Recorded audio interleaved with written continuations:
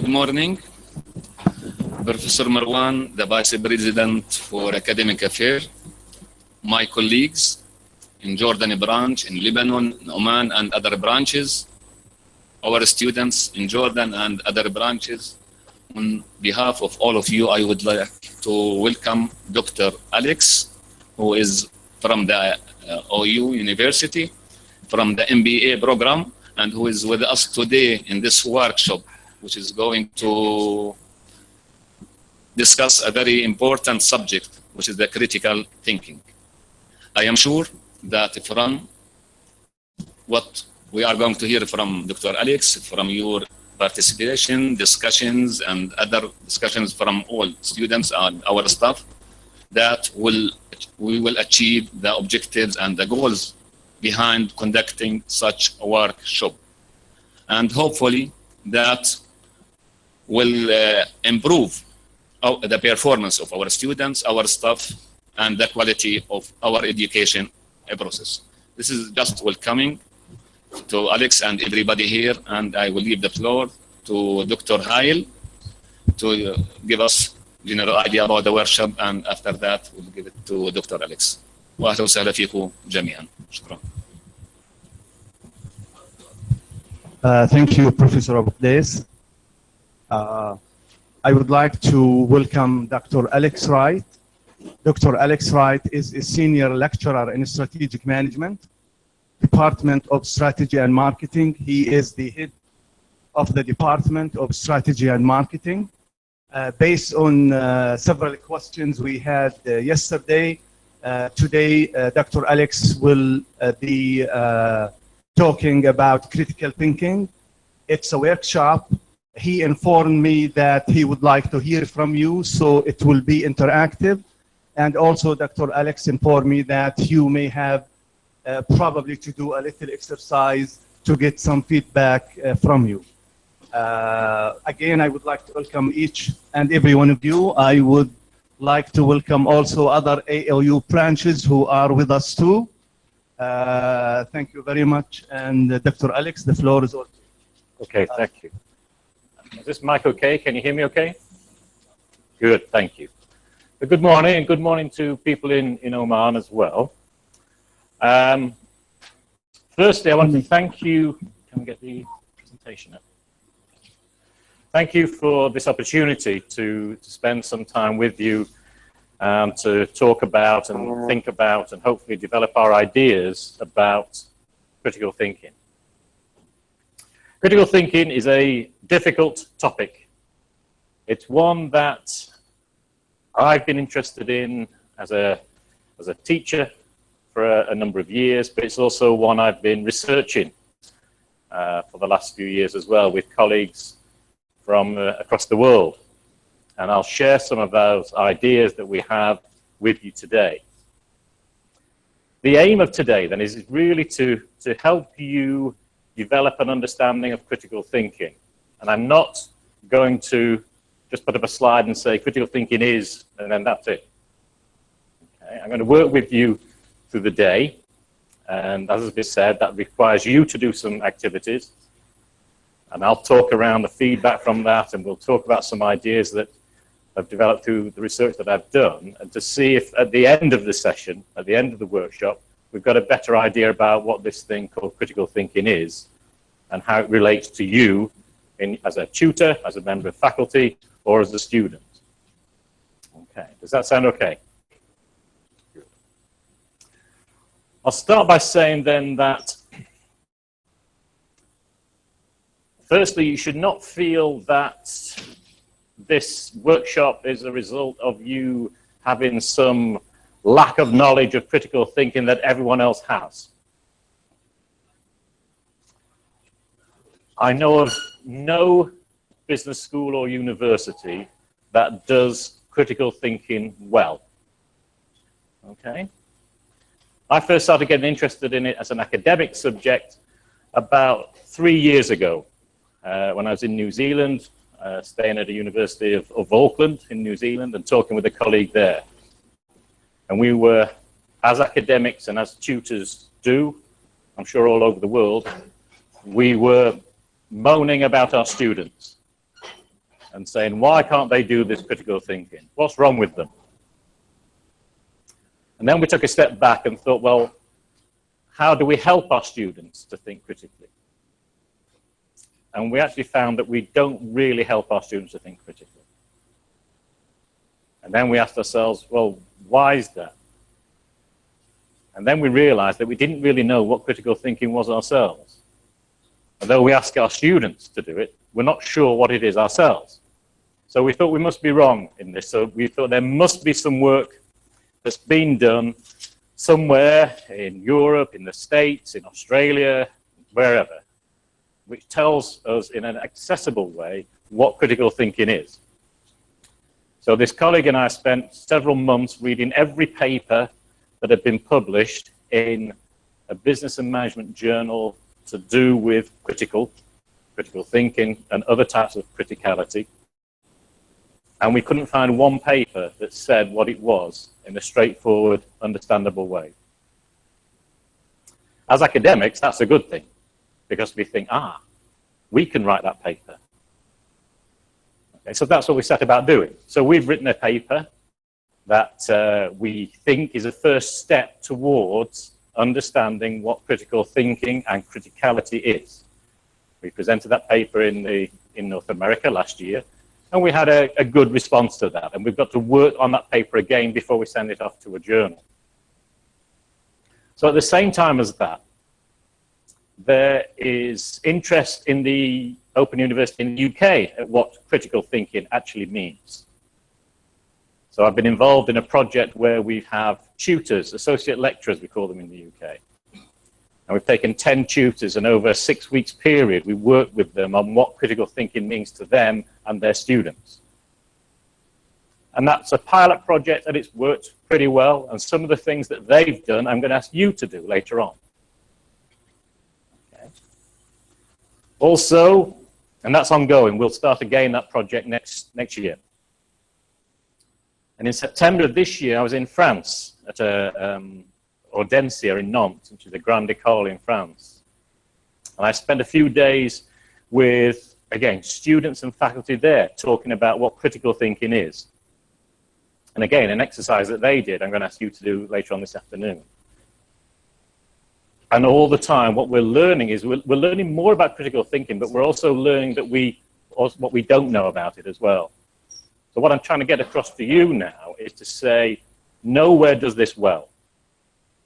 So you're not on your own. This is the first time that I've been given the opportunity to spend a whole day with people talking about critical thinking. So in some respects, you're ahead of those universities I've mentioned. I'm also an external examiner at Nottingham University for its MBA. And the Nottingham University MBA has just been voted the best MBA in the UK. But as an external examiner, I write, the students aren't critical enough. They don't demonstrate critical thinking. I was with them 2 weeks ago, and the staff there agreed, and they don't know what to do about it. So it may be that I'll be doing something like this at Nottingham University in a few months' time. So again, what I'm trying to get across is, it's not you, it's everywhere that's like this. What we're trying to do today is to move things along a little bit, move your knowledge along a little bit. Okay. Now, I have a handout with all the slides I'm going to use on, which I'll give to you all. I won't give it you straight away, because I'm going to ask you to do something first before I give you the handout. But when you give me the feedback on that, you can have the handout there. Okay. So what we're going to do today is look at 6 topics. We're going to look at the case, why we should be concerned with critical thinking, so why it matters. Okay. And it's not just something that we do as academics because we know it's difficult and we know students don't like to do it. We do it because we think you should do it, but there is also good reasons to do it as well. The second point, what is critical thinking? That's going to be the first exercise. So I'm going to change the order slightly, and I'm going to ask you to do that shortly. So we talk about what is critical thinking and what does it mean to you. The third point is about critical thinking and negativity. I assume, and this came across strongly in New Zealand, when people, staff, as well as students think of critical, they think of negative. And we need to move beyond that, because critical in an academic sense isn't negative. But I think it's one of the barriers to preventing from people from thinking critically, because they perceive it as a negative thing to do. So that leads us into the next point. Point 4, overcoming the barriers. How do we get beyond the barriers that have emerged into what this critical thinking is? Then I want to look at the broader notion of criticality. So critical thinking, I'm going to argue, is one aspect of a broader notion of criticality. And unless we do the other things to do with criticality, then we might struggle to think critically and to demonstrate our ability to think critically.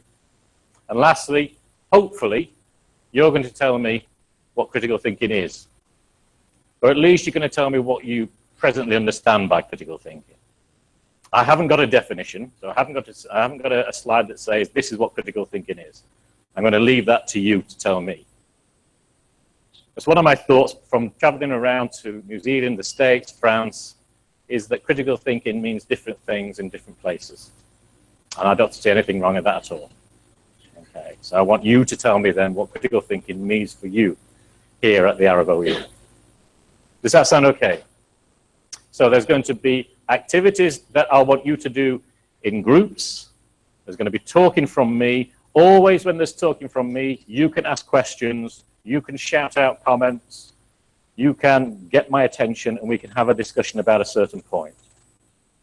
Okay, so it's got to be interactive, it's got to be relevant to you, and you make it relevant to you. Okay, so the first thing I want to do is to get you into groups. And also, there are more of you than I thought, so I'm going to make sure that I get more copies of the handouts photocopied so that everybody's got a copy they can take with them. If you are a tutor, a member of staff, can you put your hand up, please? Okay, so, no, right up, please, so I'm going to put you into groups. So, your staff, the 4 of you, okay, and who else staff around here? Okay, the 3 Euro students. Sorry, you, okay. So you 3, 4 staff, can you join these 4 and make a group of 8, please? 1, 2, 3, so this is staff, 4, 5, 6, 7, okay, 8. So another group of 8, yeah. So the rest of you are students, I assume. You're going to have an easier time in this exercise. It's all going to be the staff that are going to do all the work. So that makes a nice change, I guess, doesn't it? Okay. Dr. Alex, what about the branches? Yes, I would like you to do this exercise as well. I'm trying to find out if we can get feedback from you after you've done the exercise. And if you can split between staff and students, that's great. If not, work as a single group. How many are there? Okay, we are 3 tutors and 9 students. Okay, can the 3 tutors work together? And then the 9 students split into a group of 5 and a group of 4. Okay? Okay. Thank you. What about the handouts? The handouts have been emailed to you. Hopefully they're on their way to you. I've not given the handouts out yet here. So you're not missing anything yet. So should we check our email to get the handouts right now? The handouts should be coming to you. I don't think, yeah. During the exercise, I'm sure the handouts will get to you, and that's perfectly fine. Nobody's got the handout yet here either. Okay. Thank you. Right, okay. Students, can I ask that, good morning, can I ask that you get yourselves into groups of 5, if you can, 5 or 6, that'll be fine. And I'm going to ask you now, and this again is, students think of this in a slightly different way, but tutors, I want you to think of it exactly as it's written. Okay. So I'm skipping through, I'll come back to these. Okay. So this is a task for tutors and students, but mainly tutors. Yes, please. Yeah. Okay, for tutors then, when a student asks you the question, what do you mean by critical thinking? How do you respond? What I want from each group ultimately is a statement. So it could be a sentence, it could be a short statement with some bullet points, but I want you to tell me, don't give any clues to anybody, please. I want you to tell me how you respond when a student asks you, what is critical thinking? For students, I want you to think yourselves, what do you think critical thinking is? What I'm going to ask you all to do is feed back and write upon the whiteboard and on the flip charts what your answer is. Now, at this stage, there is no right or wrong answer. All I'm interested in is, what do you think at the moment? What are your present thoughts? Okay. Sorry? A short sentence or some bullet points, but short, yes, ideally. Okay. Both. Okay. So this is something that both tutors and students are doing. You are telling me what you mean by critical thinking. So in each group, there needs to be someone that is going to feed back and going to speak and say, this is our answer and this is what we think is important. Okay. And as a group, we can only ask for clarification at this stage. Okay, it's not about challenging anything. It's just saying, what do you mean by that? Okay. Oman, is that clear for you? Yes, very clear. Great. I think for this exercise, I've only did it once before, and I did it in New Zealand, and it took ages. It took about an hour and a half. Perhaps not an hour and a half, perhaps say 45 minutes for you to have your discussion, to get something down on paper that you're going to transfer to the whiteboard or to the flip charts, and then we'll have a discussion after that. Is that clear for everybody? 45 minutes. Are you all clear? So, students are together, tutors are together. If 8 is too big, split up into 2 4s. Okay, if you're finding that 8 is too big. Yeah. Similarly, if you find that the group is too big, split up into 2 groups. Yeah, okay, might be easier for the discussion. Is everybody clear?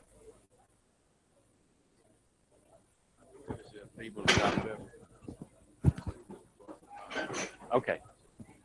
Yeah. There's a table there they can work on. Excuse me. If you would like, there's tables through there. You can go through there and rest on the table for your discussion. It's up to you.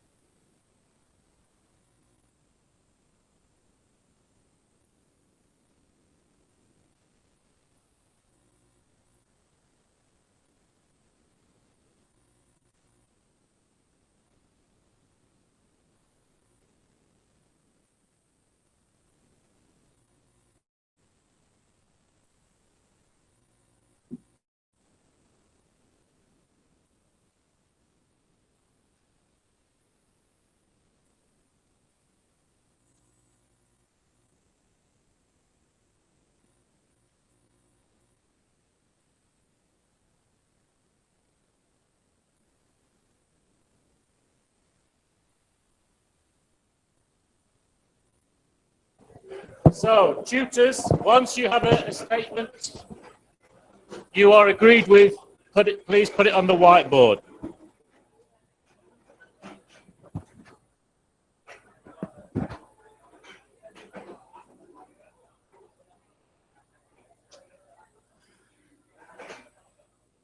Okay. Aman? Yes. Good. We're going to begin feeding back in about 10 minutes. So can you be ready in 10 minutes? I think so, but Thank you. we will not display it. We'll just read it. Okay. So if you can, tutors, if you've got a statement you agree with, if you can write it up on the whiteboard. Try not to take up all the space of the whiteboard, because I like to get all the statements up on the whiteboard and on the flip charts, please. And I will ask each tutor group to talk through their statement, why they arrived at that statement and why they think it's important. So when you are ready, can the next group please, either on a flip chart or on the whiteboard?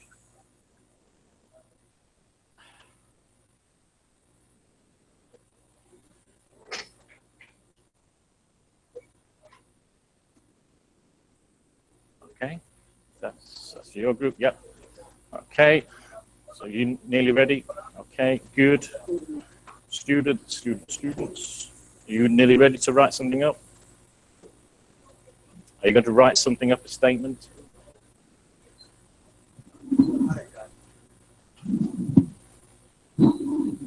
Okay.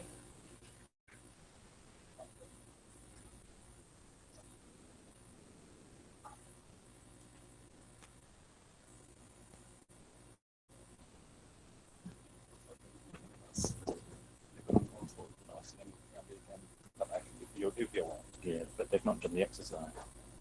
So, okay. Okay. Okay.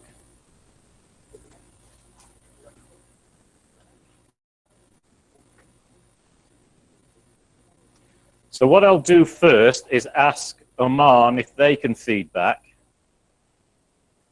and then we will, back in the room, get the tutors to talk through their responses, and then I'll go around the students, how they responded. And I'll ask questions as well.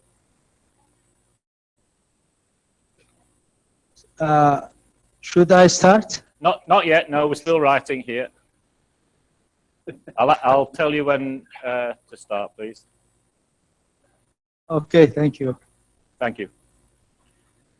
Okay, so can you write up, please? If you need, you can write on a flip chart if you'd rather.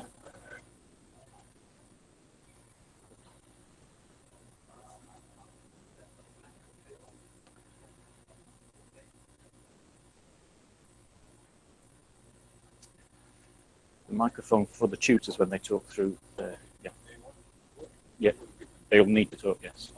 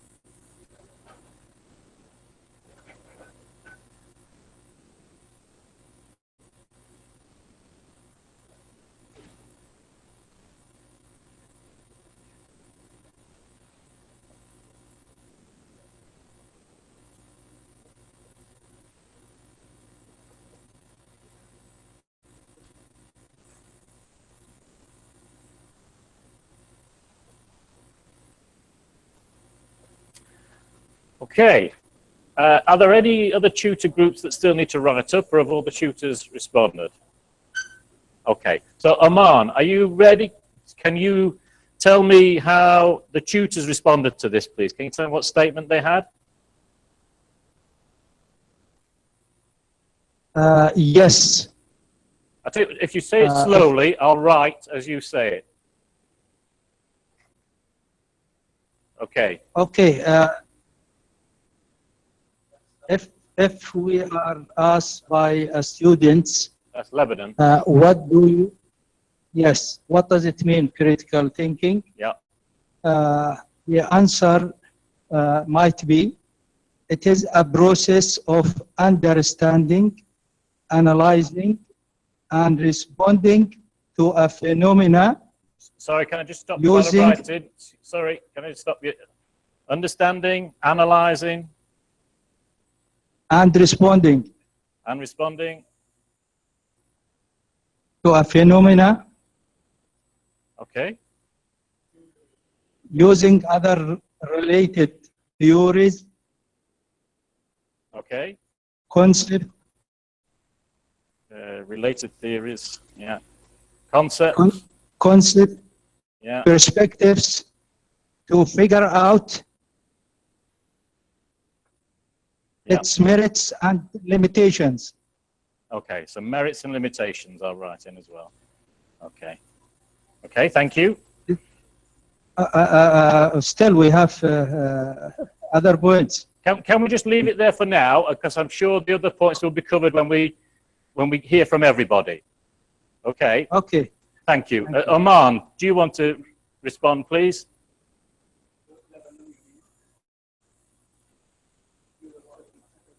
Oman, that was Oman. So where's Lebanon then? All right. Okay, okay. Right. So can I ask then the person that wrote the top one, can they come and talk through that response, please? So whoever wrote the top one? Okay, could you take the microphone and speaking to the microphone, read it out so they can hear you in the other locations? Okay, and I might ask a few questions. Okay, first of all, is it working? Yeah, first of all, my name is Mohammed Al-Umari. I'm from Department of Computing. About critical thinking, actually, it's a high order of thinking, a high level of thinking. And if we think it as a process, we think that it involves two processes like analysis and evaluation. So it's about effective analysis and evaluation of a particular situation. Okay, so higher order of thinking, what do you mean by that? What constitutes a higher order thinking? High level of thinking, let's say to think beyond the traditional way of thinking. Okay. Okay, to see the alternatives, maybe to study other points of view for a particular situation, and then to conclude and to reach a conclusion. Yeah. Thank you. And effective analysis. What makes analysis effective? Can you have ineffective analysis? A very good question. Effective analysis and evaluation means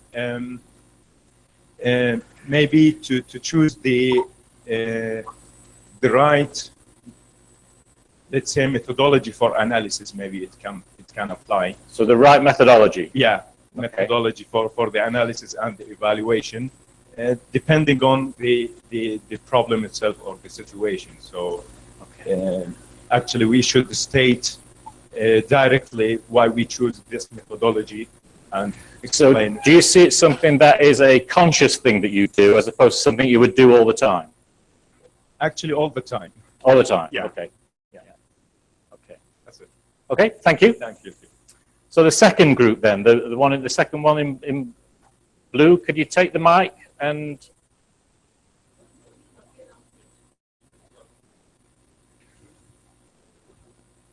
Thank you.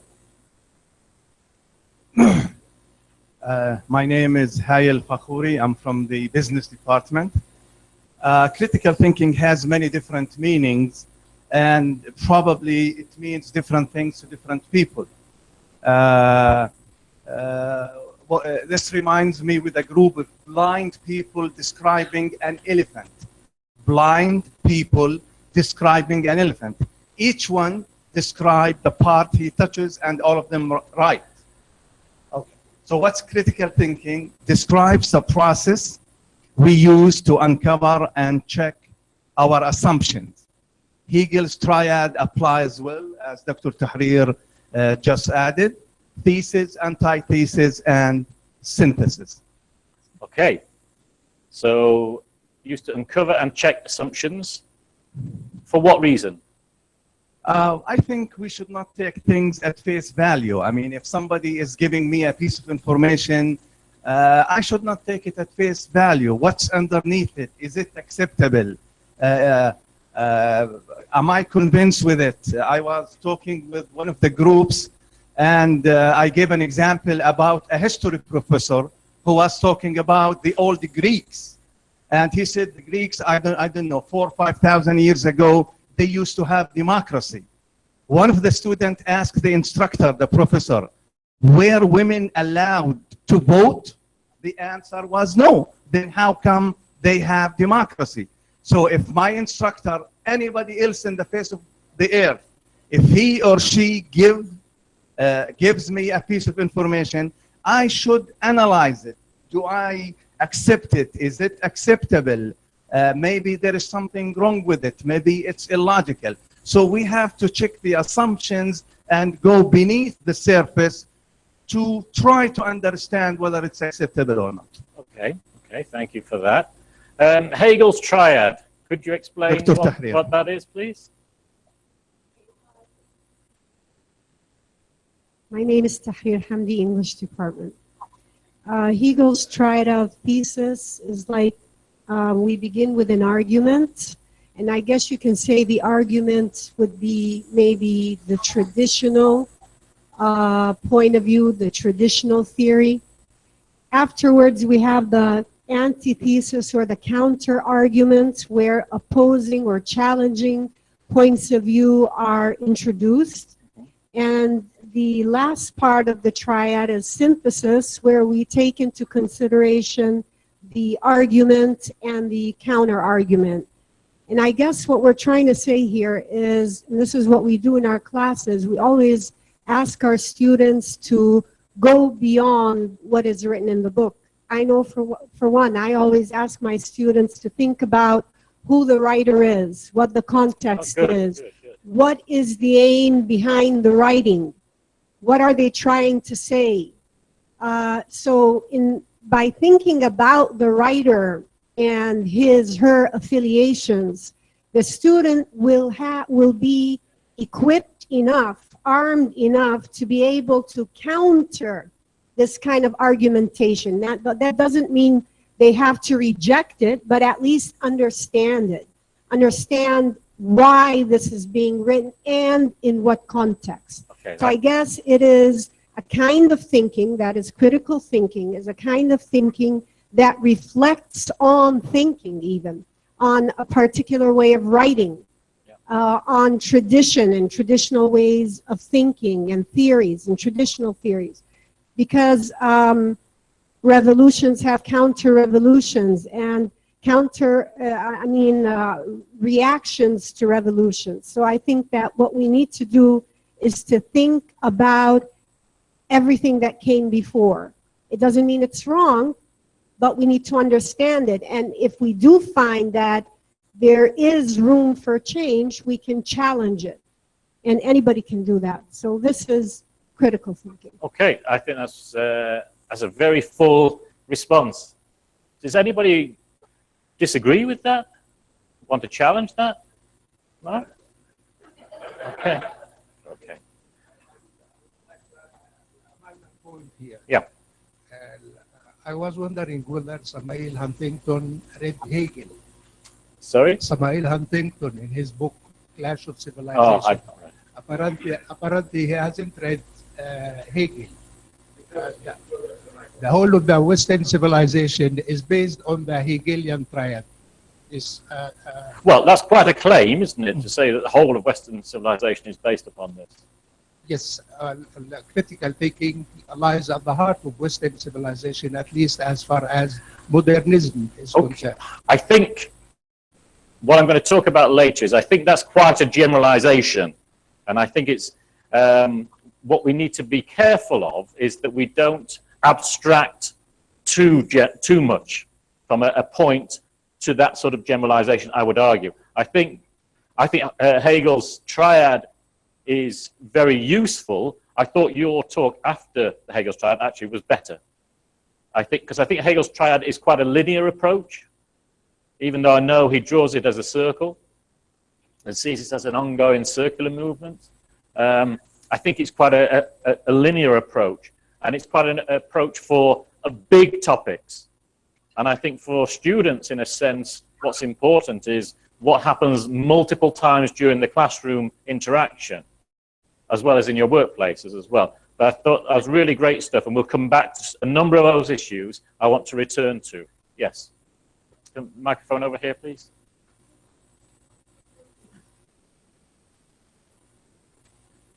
Thank you, sir. Dr. Alex, let me repeat your good words from your own perspective. What is the interchange within the class? My question to Dr. Tahrir, Dr. Hail, and all the good professors, my question is your method of teaching, is it always the objective way of teaching? That is, with Dr. Tahrir's method of teaching would be the exact objective correct one as Dr. Hail's? My other question is, would novice teachers versus expert teachers have the same approach to identifying and defining the term critical thinking? Thank you. Okay. Can I ask that you give a brief response, because we're going to touch on many of those things as we go through the workshop. Okay, many of the things you said. Could you respond briefly to that? Because I think it's a fair point. Which is, the point is... how can you take the quite, want a better expression, high-level approach here into the classroom? Is it possible to do that? I think it is possible to do that in any subject, in any field, because we always start from the book, right? We have the book in front of us. And we were taught as students that whatever's in the book is 100% correct. So I think you can start even at the school level. It doesn't have to be the university. Are you a teacher yourself? You're a student. Okay. All right. But even at the school level, doesn't have to be university level. I think you can start with this way of thinking of asking your students to think about what is written, where it was written, who the writer is, what their affiliations are. I mean, maybe this is probably the second time I mentioned the word affiliations. I'm thinking here about Edward Said. I don't know if you've heard of this thinker. He's a very important, 20th century theorist. And he has a very important book called The World, the Text, and the Critic, in which he talks about the writer, the thinker, the theorist, and her affiliations. So you called it objective way of teaching. Is this what I understand? My way is objective? Is it a one-size-fit? No. It's never a one-size-fits-all. No, it can't be. I mean, critical thinking should allow for different points of view. You know, we will come back to some of these issues. And counter arguments. Okay, thank you. You want to say something? Just want to say something here? Sorry. Okay, I just want to clear an idea about critical thinking. It's a process.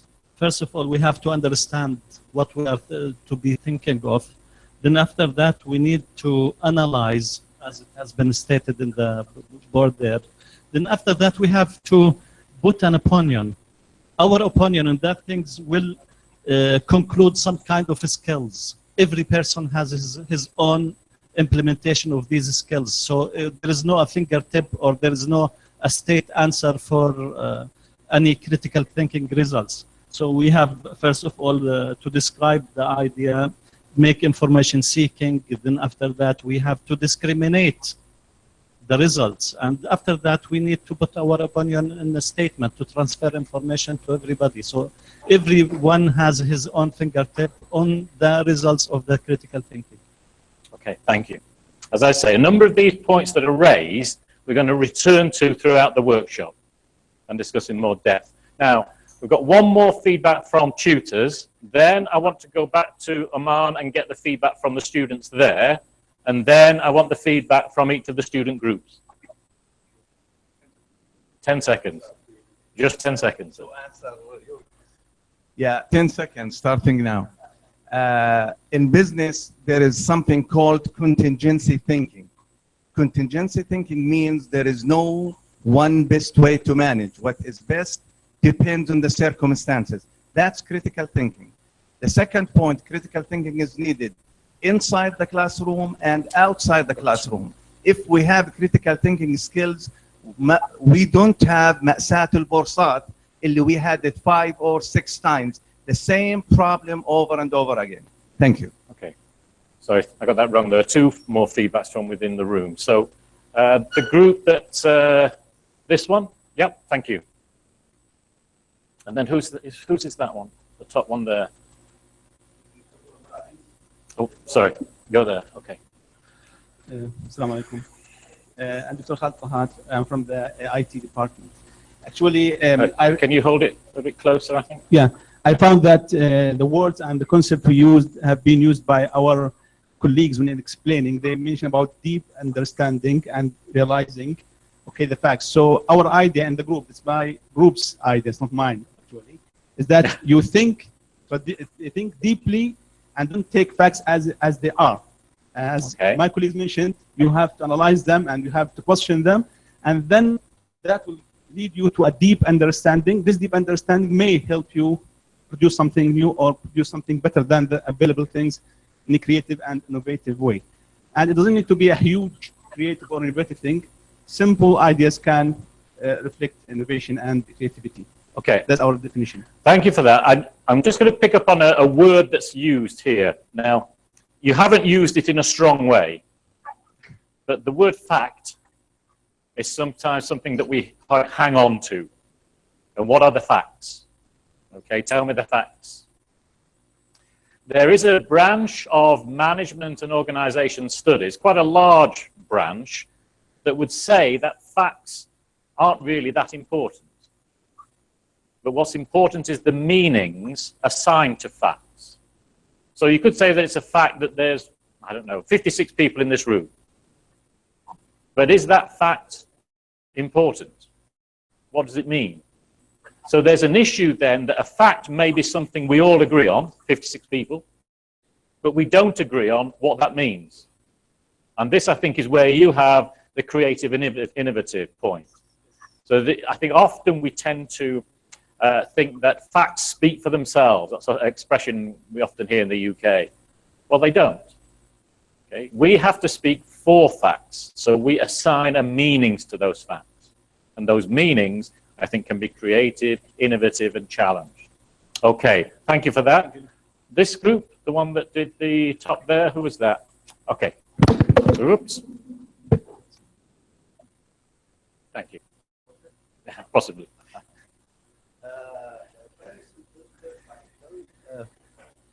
Very simple, very practical. Just be evaluative in your answer. That's my answer to my student. Okay. When he or she asks me what's critical thinking, just be evaluative in your answer and try to inject your opinion in the answer. Okay. Evaluative means provide a reasoned argument and documented argument in your answer, and wherever possible, just say what do you think about that based on the facts resulted from this evaluation. Okay. I think in terms of evaluative, it needed that explanation further as to what evaluative actually means, which you provided. The try to inject opinion in the answer, I think, is a difficult thing to do. And again, we're going to have another exercise. The second exercise this afternoon is about how academics do that. It's very hard to do well.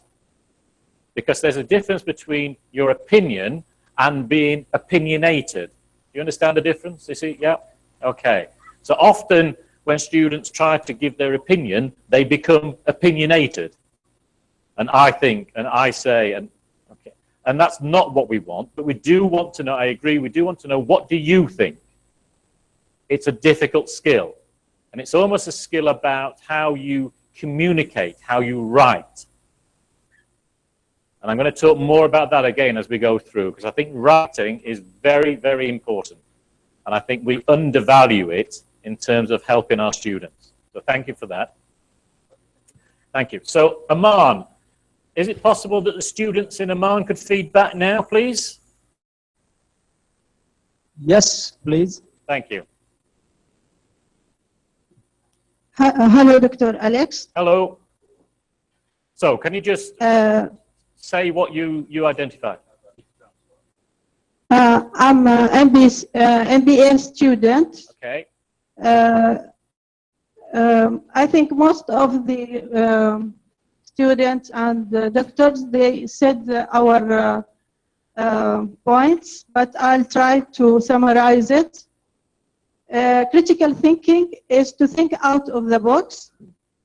Do not accept a concept as it is, but try to critique it from my perspective and point of view by collecting information from different resources, analyze these information, evaluate it, then depend on a particular situation that will be the decision.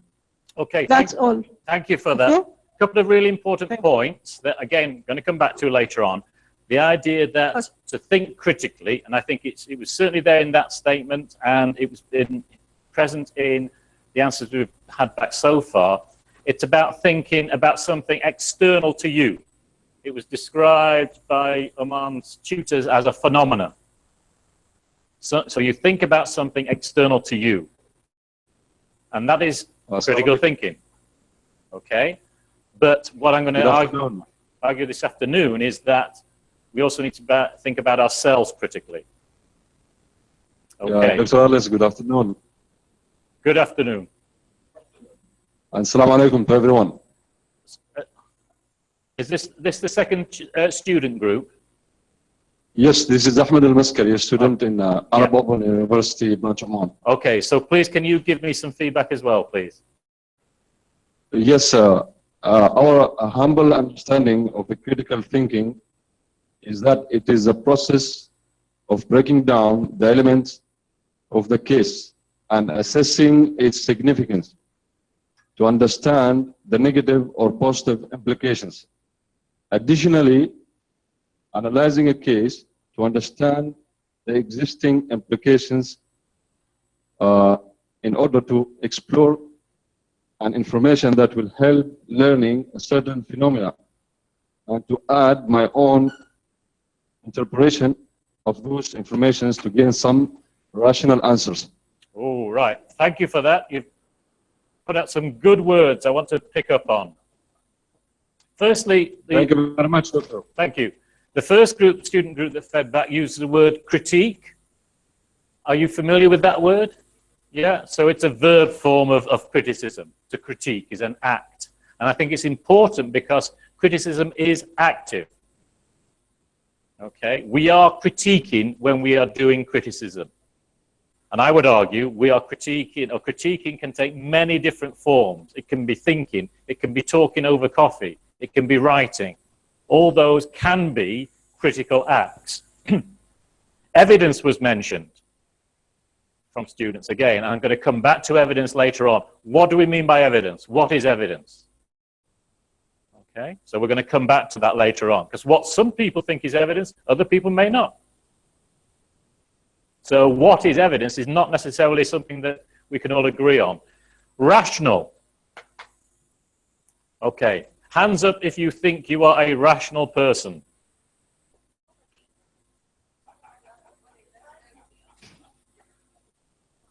Okay. So some people think they're not rational. Are you irrational? Okay. These are terms that we use.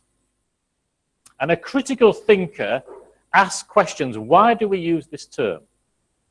As was mentioned in the introduction, at the moment I'm the head of department. I could get sacked at any time, but at the moment I'm head of department. And if I'm calling my academics in and I say to them, okay, I've had a great idea and I've made a rational decision that we're all going to come in at the weekends and work.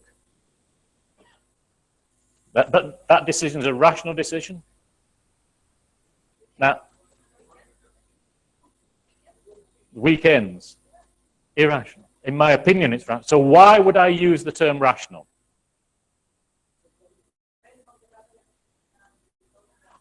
I could just use it to say, if you disagree with me, you're being irrational.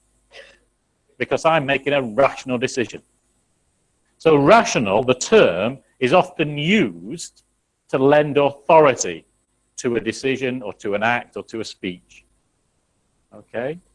Because it's questions that if you question me and I'm being rational, it suggests you are being irrational. But is there any such thing as rational? I don't know. I don't know. Yeah. What does logical mean?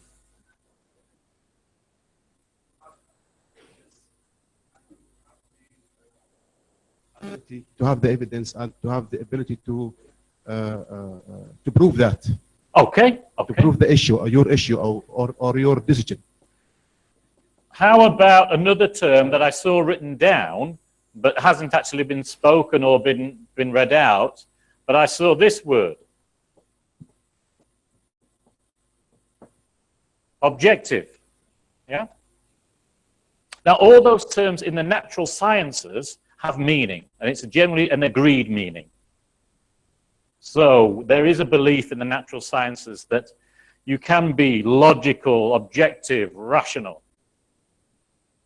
But the idea that those terms apply in the social sciences, where people are doing their MBAs, is more contested. There is not agreement about them. Some people do, some people believe it, others don't. A critical thinker asks questions about why those terms are being used. Okay. As a manager, if I say I've made a rational, logical, objective decision, isn't it still a decision that I've made? It's a decision, it's just that I've said the decision is rational, logical, objective.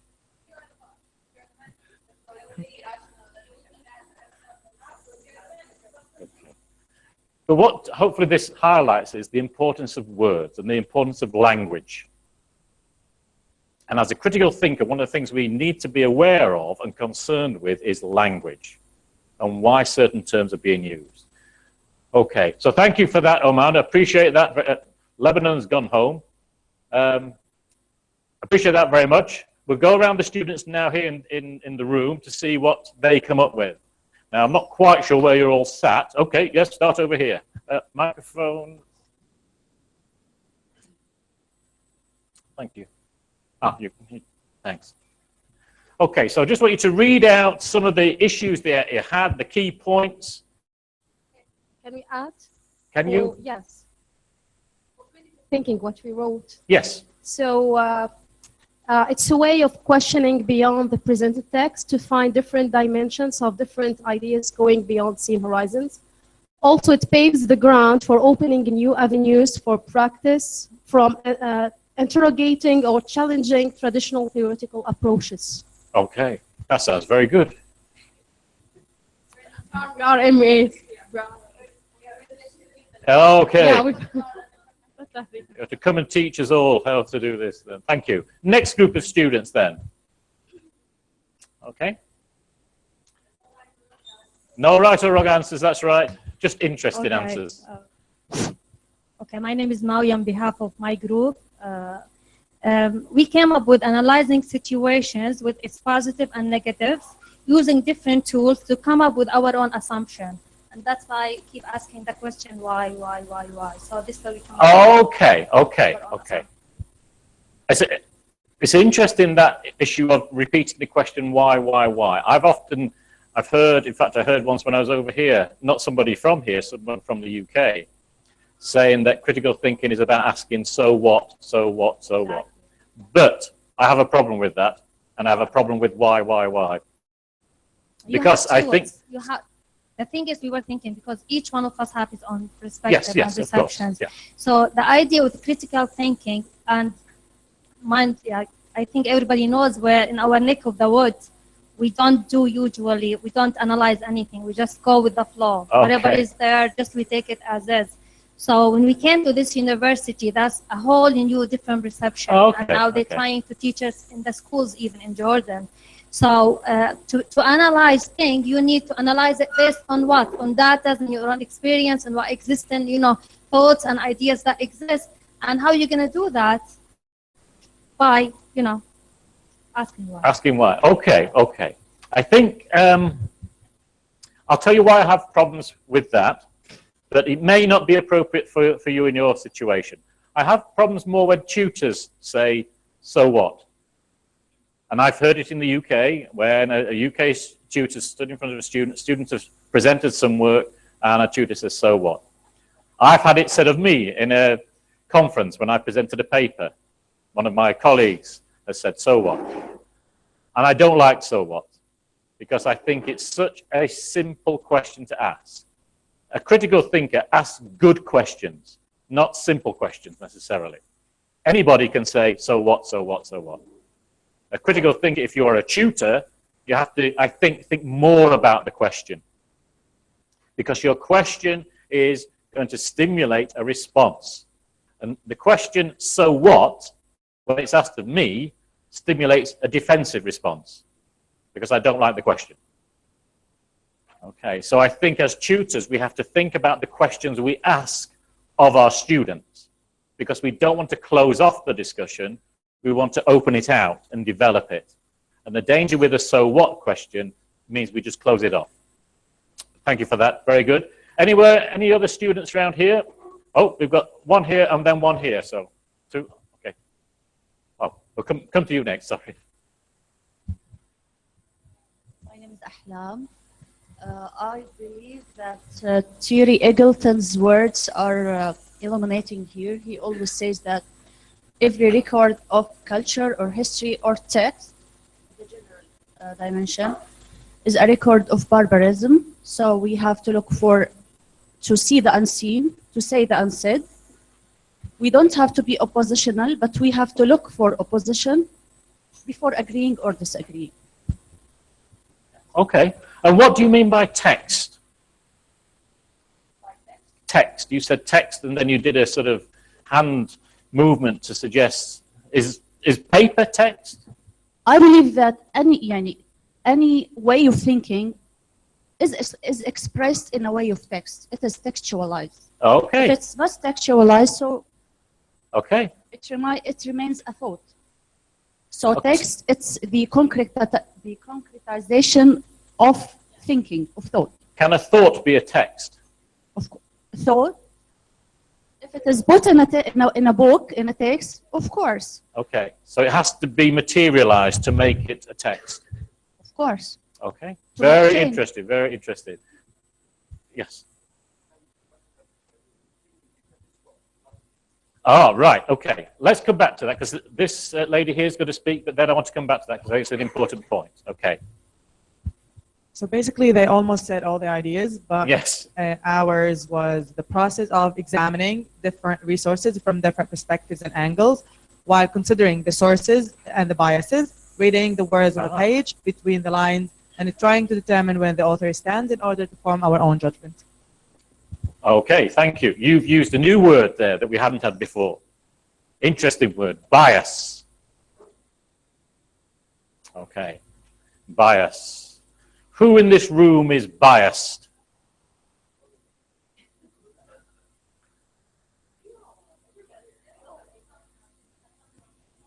Can you ever not be biased?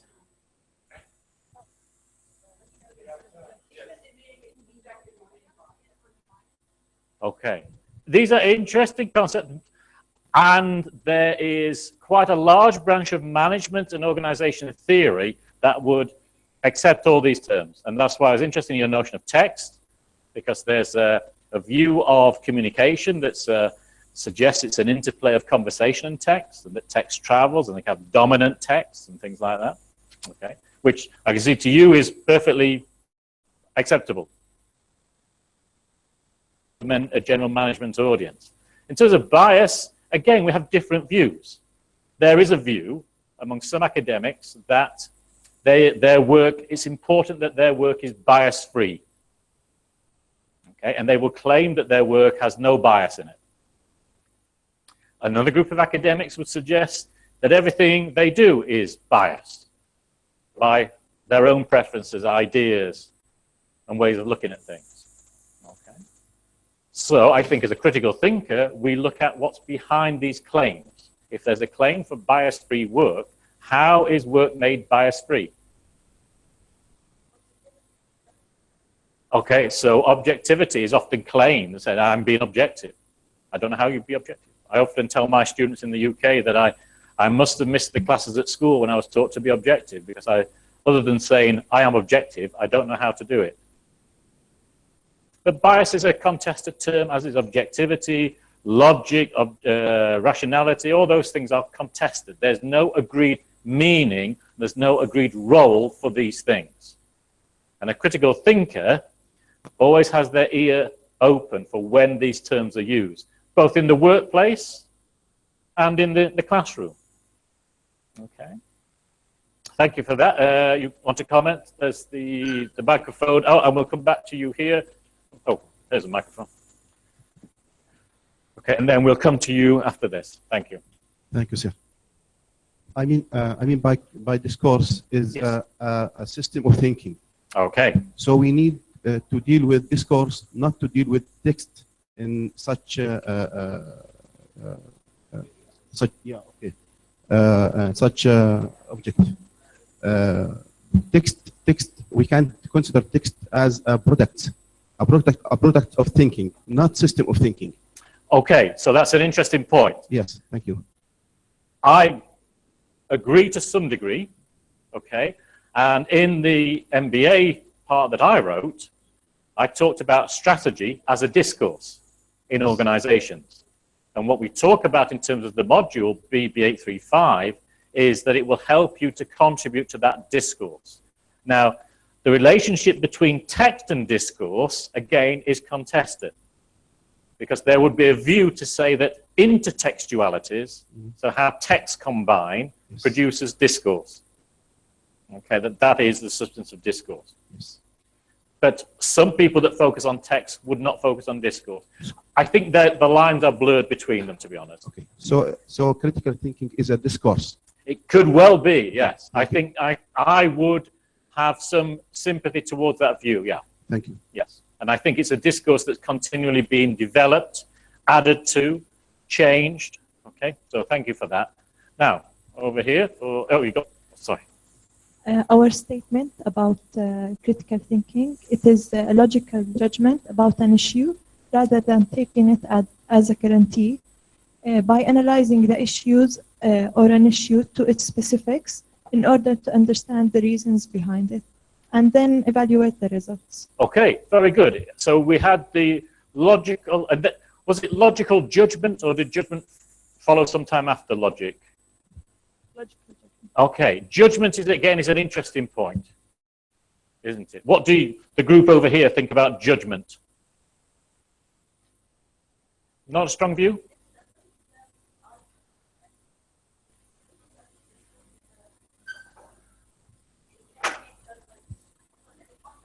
Okay. I think judgment is inherent in this. And I think but I think also, again, it could be at a more basic level, that we're making judgments all the time. You are making judgments, I would suggest now, of this session. Okay? You're thinking about it, whether it's any good, not good. You're making judgments. Okay? And again, I think we shy away from judgment, because in sort of UK English, judgment and judgmental are very close terms, and we try not to be judgmental but actually we're always judging. So I think in terms of the research that I've done, one of the gaps, if you like, is we need to know more about judging and how we come to a judgment and how we continue in that process of judging. My view at the moment, it may change, but my view at the moment is nothing wrong with that. That's what we do. So let's be honest and open about that and try and improve how we do that. Okay, good, thank you. Right. Thank you.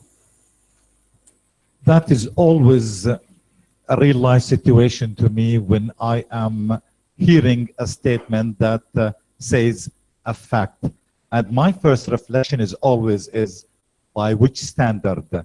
Now, when I posed the question to Dr. Tahrir, that was my issue in trying to understand, is it always a one-size-fits-all answer? What I mean to say, let's say that it is the same curriculum. You are a teacher, Professor Tahrir, versus another teacher, regardless, novice or expert. My question is, do you always come to the teaching process where you give the exact, full, comprehensive answers? And by the way, would that be objective in your own professional saying or experience? Therefore, aren't we all having biases with regards to our past experiences, professional experiences, when our own judgment skew what we really want to say versus what we really want to achieve at the very end? Because at the very end, there is always a purpose to where we want to get to, and for which benefit. Okay, thank you. As I said before, I don't think there's a disagreement. I think these are issues we need to look at more. My view is, as the Heraclitus said, you can never step into the same river exactly the same way or something. I don't know. I'm making that up perhaps. But no, I don't think anything can be exactly the same. And I think there will always be differences because individuals differ, times differ. So if I were doing this session tomorrow with all of you, I would say it will be different because we are different. Okay, so I don't think it can ever be the same. Okay, is this a final comment, and then we'll move on to? Oh, got one more. You need to feedback. Yeah. Okay. We have a chance then, Oman. Can I just? We'll come back to you, Oman. I just got two more comments, and then we'll come back to you. Okay. Thank you. Okay. Thank you. I think one word can summarize the answer, the whole answers, which is meaning. Critical thinking. It is a mental process aims to find the meaning or the real meaning of a source. Okay. This source can be a person, situation, can be a novel, passage, or whatever. Okay. I'll come back to you on that because there's good points there.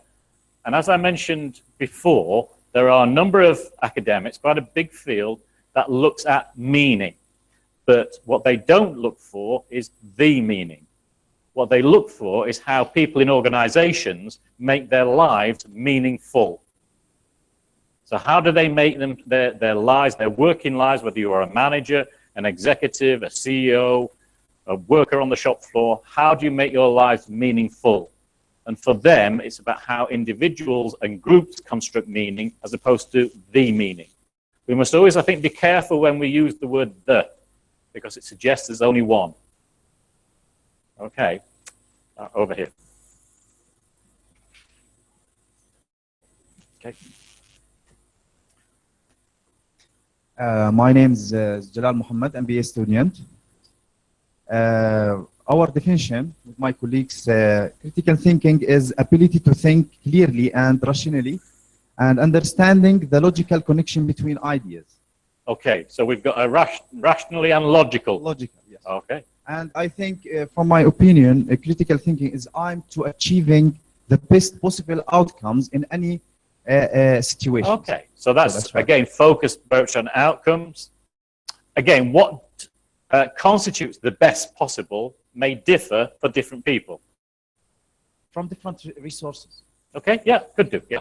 Okay, thank you. Oman, do you want to say something at this point? Yes, yes, please. I'd like to say this definition of critical thinking from the tutor perspective. If we are asked by students, we would like to emphasize that critical thinking is a skill which help in learning to learn,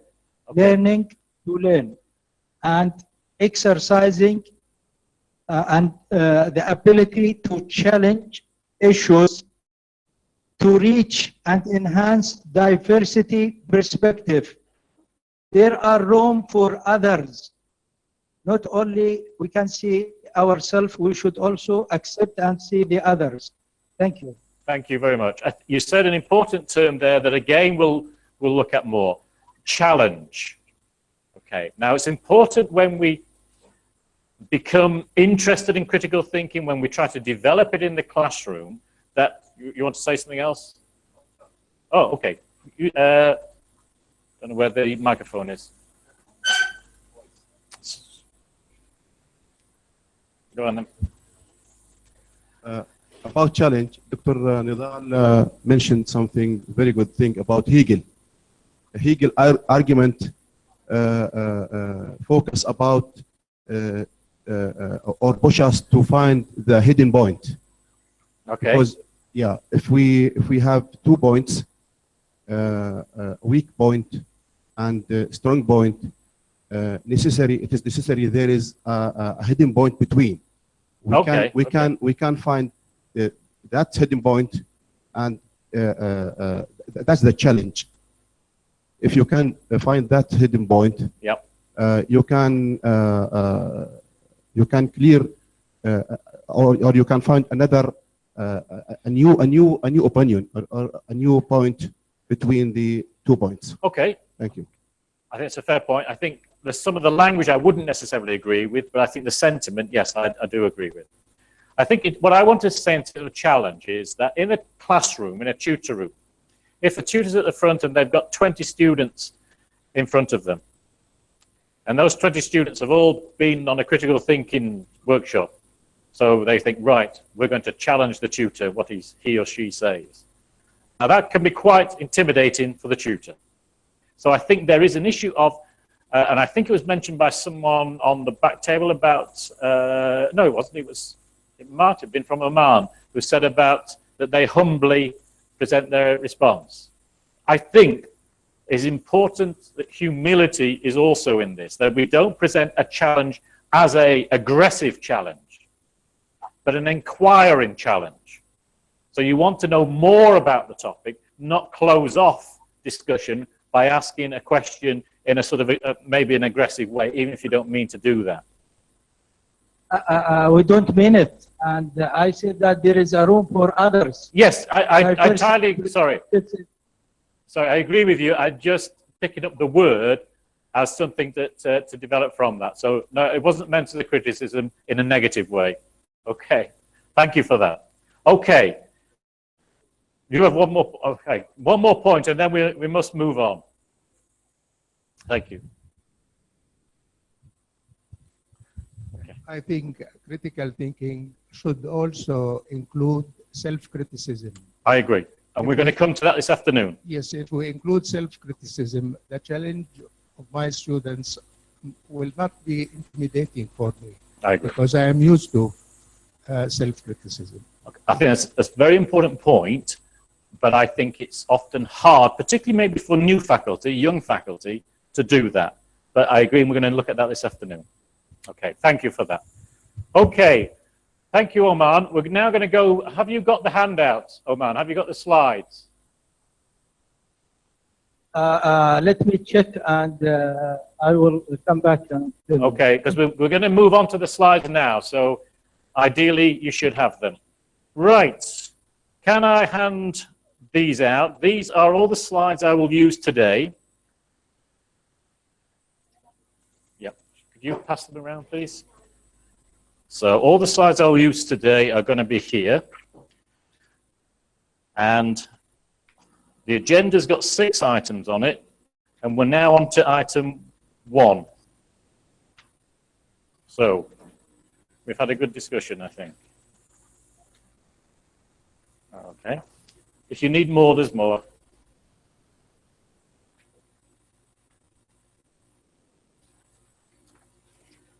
Okay.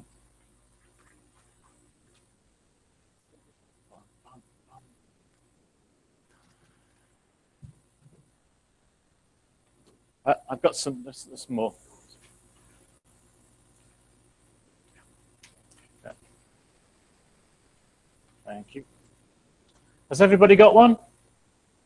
Everybody got a copy of the handout? Yep. Good. Okay. I have some spares if new people join us. Hopefully Oman will be getting these as well. Okay, so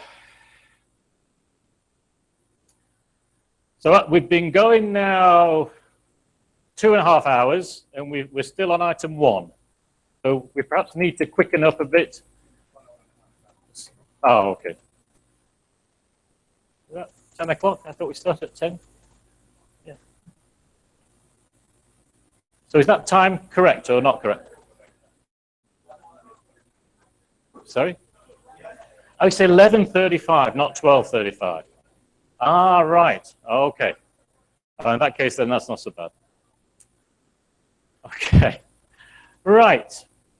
So we'll go through some of the issues, and I want you to, as you've just done, shout out, put your hand up, talk, and we'll go through some of these issues and talk about them. We've got lunch scheduled for 1 o'clock. So we've got now a session where it's probably a lot of input, but I also want your input as well. Okay, so why should we be concerned with critical thinking? It's too difficult. Why don't we just leave it to one side? Okay, well, we can't do that, unfortunately, and we shouldn't do that. There are a number of reasons, yeah. Possibly. And I think what I'm going to do is show how some of the regulatory bodies, some of the literature, and what we say at our own university say about critical thinking as to why it's important and why we want students to be concerned with it. So these are some issues or quotes taken from QAA. QAA is the Quality Assurance Association academic agency, right, thank you, in the UK. What QAA do and why it's important is because they regulate and allow us to deliver our MBA. And consequently, as a result of that, allow our OU to deliver an MBA. So this is what they say. So this is what they say an MBA should do for students. It should enable them to think critically, and they then say that this is the capability to identify assumptions. We've had a lot of assumptions here, and I think that's good, but we're not very good at identifying our assumptions, I think. Evaluate statements in terms of evidence. We've had evidence. Okay, evidence came out. Detect false logic or reasoning. We haven't had that really, have we? We haven't had critical thinking helps you to detect falsity. Pardon? Because we accept everybody, maybe. Identify implicit values.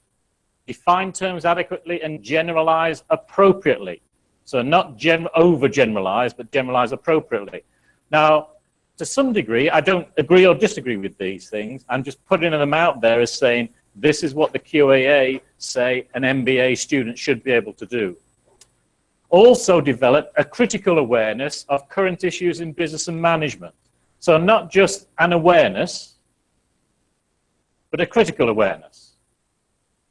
Okay? And lastly, be adaptable and show originality, insight, and critical and reflective abilities which can all be brought to bear upon problem situations. Okay, so if any university in the UK wants to deliver an MBA, it must say that its MBA will do these things. Saying that it will do them and doing it are two different things. But, so our regulatory bodies say it's important. This is a book by these authors, Aram and Roxa. They're Americans, and they've done a very big study on undergraduate research in America. And the book is, I think, an interesting book, quite an accessible book.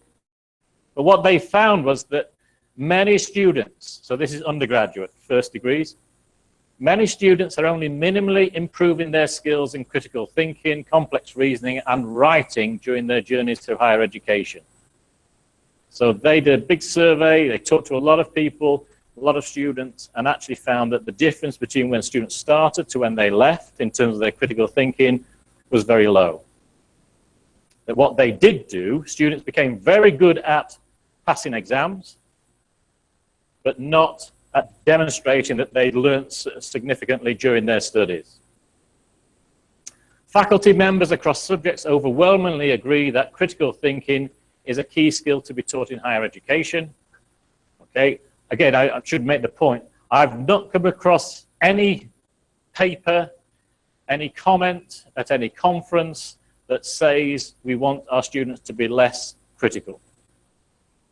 Everybody agrees it's a good thing, just no one knows how to do it, it seems. Or to do it well, to do it consistently. So critical thinking, developing critical thinking is something everybody agrees we need to do. Yeah.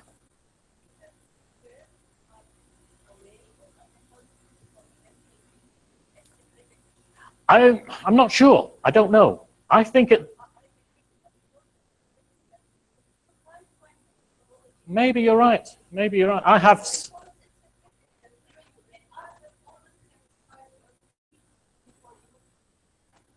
Yeah. Okay. Do you want to just repeat that so that everybody can hear and Arman can hear as well? And there was a hand up over here somewhere, I think, as well. The lady there. Okay. Thank you. They're very, very good. I'm glad they've come. What I said is that the name itself, critical thinking, it imposes itself in not finding a methodology for it. Because it's a critical thinking, you can't assume or put standards for it, for critical thinking. Okay. Because it's like deconstruction. You will say something and I would deconstruct you.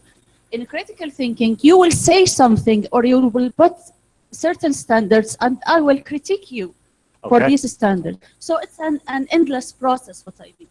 Okay. Do you want to give to the lady over there and then I'll make a comment on that. Thank you. I think you said you were talking about the challenging. Yes. Yes. So it's inquiring in a fashion matter. In a fashion manner. That you have to do in it a what in manner, a way, sorry? in a fashionable manner.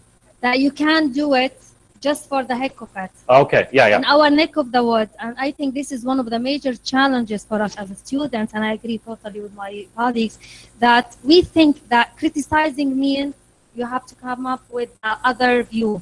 Okay. And it have to be negative, and you have to correct whatever they're saying. And you are on that in a way like you have to come up with an answer. And this answer have to be another answer. Okay. What I'll say with that is that it is, I'm not sure if you need a method.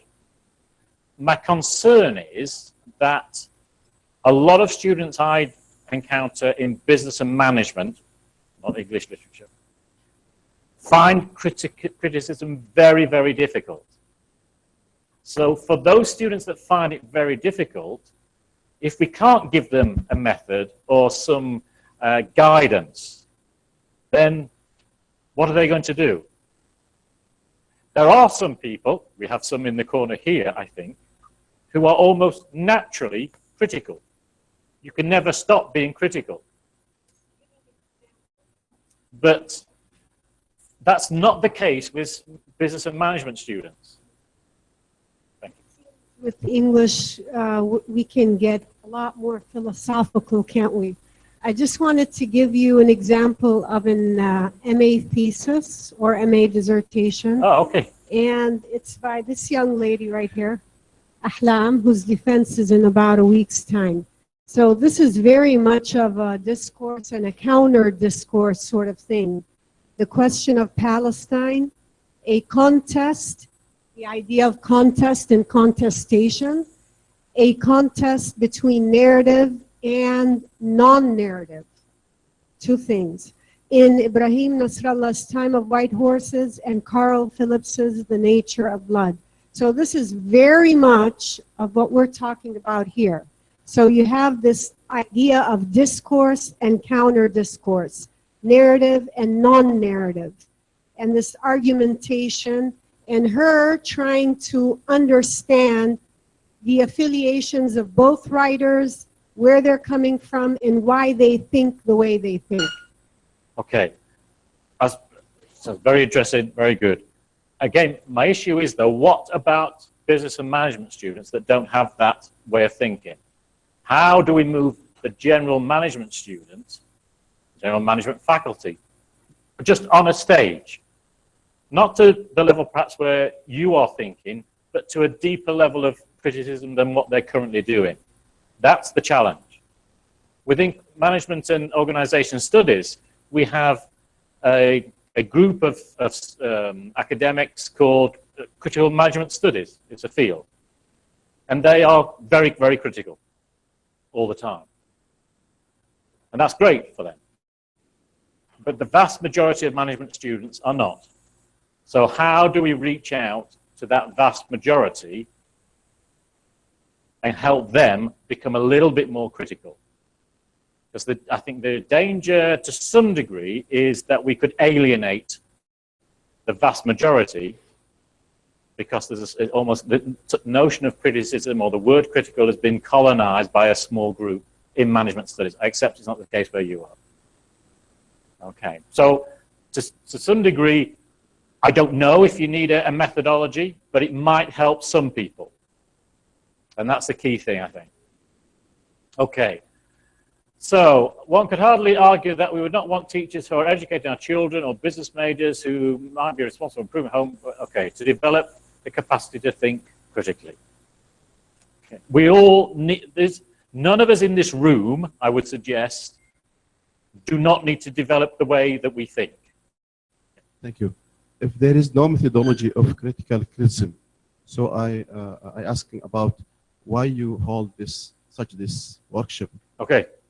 Good. Okay, thank you. Okay. So I'm not going to give you a methodology. Okay. I'm going to help, hopefully, you develop your own understanding. And you can develop your own way of doing this. I'm not going to come and say, this is how to do it. I think that happens too often. Okay? So, but we'll try and work together. I've got some good people here, have a particular slant, and I think it's a slant that I have a lot of affinity with, but it may need adapting for the management organization theory context. Okay. So we've had the QAA saying it's important, you're saying you've got to do it. We have Araman Roxer saying students need to develop their skills. They need to be more employable, that employers are looking for these sorts of things. Okay? 90% of employers rate written communication, critical thinking, and problem solving as very important. And yet, we don't really do much. So this is to talk about the UK situation. We don't really help our students greatly to write better, to think in a critical way. We do develop some problem solving. But these are skills that employers are asking for. And as I said yesterday, for those of you that were in the talk yesterday about the MBA, if you are aspiring to be a master, which is what the MBA is, then it would suggest that you are pretty good at this sort of stuff. It links in with mastery of your subject. But we can always get better. When I get new PhD students, the first thing I say to them, more or less the first thing I say to them, is that you will not write well enough. And you need to improve how you write. I don't write well enough. I need to improve how I write. So it's something we continually should do. Because writing is not just a transference of the idea in the brain onto the page or onto the screen. Writing is creative. It produces something new. Okay? And we often don't know what we think, or we're not sure what we think until we start writing. Have any of you come across the work of Carl Weick and sense making?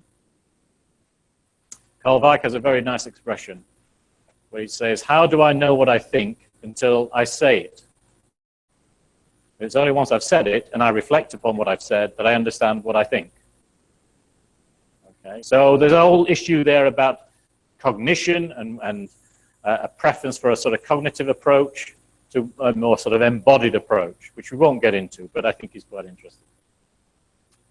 Okay, this is some of the literature that we encountered. So I mentioned my colleague in New Zealand, and I said that she and I had reviewed, I think, over 60 academic papers and books where some mention of critical had been made to try to find out, well, you said, what is it? Where are the 8 steps to critical thinking? We can't find them. And if we found them, we'd be skeptical of them. I wouldn't believe them, in a sense. Okay? But what we did find is some interesting quotes, I think. Business schools, okay, except you're not a business school, but you're teaching a business degree. I am at a business school.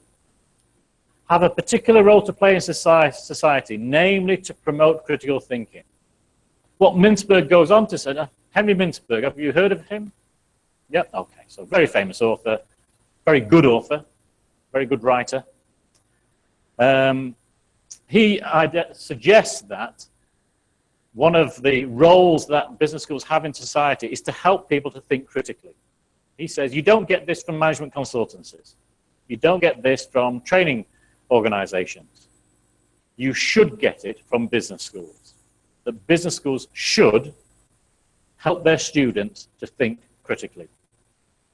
Not just about the topics that they're encountering, but about all of society around them. It's a similar theme that Jean Bartonek identifies. Yes, yes, yes. Runs contrary to your argument. Oh, you have just pointed out that people in business lack critical thinking skills. Yes. And here, perhaps I would like to suggest that they can take literature courses if you are if you are impressed with what comes from this corner. Yes, this is what we do in classes all the time. We practice critical thinking and problem solving. I hope so, but my understanding, and thank you, the things I've seen at my own university that says we do this, doesn't have any effect, has very little effect. Students are not good at it. We keep getting external examiners' reports that say your students need to be more critical. They don't demonstrate the critical thinking. So we may think we're doing it, but I'm not sure that the results are coming out. And in a sense, your comment about the group of English literature students is interesting, because in one of the papers that I'm writing with my colleague in New Zealand, we wrote quite a section where we called for, this is PhD research, but more philosophy classes. When I did my PhD, we had philosophy. We had a whole week on theory of management philosophy. But that's largely gone. We don't teach it now. I don't know if we have people that think they could teach it. I don't know. It's a shame. I would agree with you. But unfortunately, that's not the case at the moment, I think. Yeah.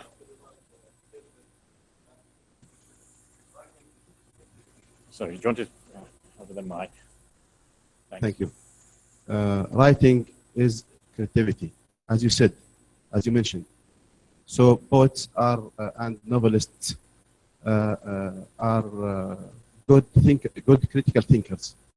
So you agree with me? We need them to teach us, poets and novelists, to teach us critical thinking. Thank you. I think it's a very interesting point. Thank you. I'll leave it there, I think. Here's what? Arabic literature, okay. In next year, I'm going to be working with a professor from Liverpool Management School. He's very good. and he's editing a special issue of a journal called Organization Studies, which is the highest ranked journal in Europe. And the issue is on what we can learn from novels. And this is not new. There are papers occasionally, not frequently, but there are papers occasionally about how management students can learn from what occurs in novels. He's also written a paper that appeared in the highest ranked American journal, Academy of Management Review, and it was about what we can learn about organizations from watching the television series The Wire. Are you familiar with The Wire? It's like a detective, police, drug thing. Very popular. But he wrote about what we can learn from that. So I don't disagree. I think we need to be more creative about where we're taking our inspiration and our sources from. That doesn't mean that we... Yes. That doesn't mean we should forget everything that we have, but build upon it in a creative and different way. Sorry, you going to make a comment? No. Okay. So, Jean Bartonuk and Anne Rines, I think, take up a similar issue. We should be offering practitioners, what we should be offering practitioners is to help them to improve their critical thinking so they can better distinguish between the good and bad data. So again, this is another point about, that's not come out, that critical thinking can help us distinguish from what is good from what is not good. Okay? If we become better at critical thinking, perhaps we can make better decisions.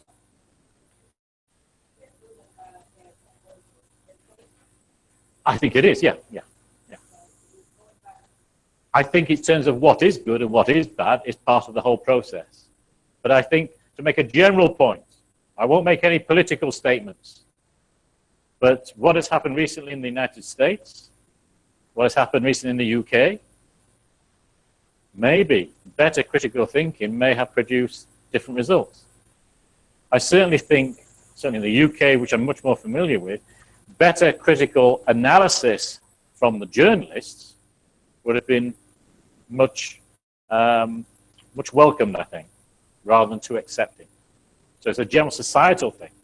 Okay. These are two Australian academics, I think, states that simply assuming that students can demonstrate critical qualities in the learning is both unrealistic and unfair. Particularly business and management, we need to help.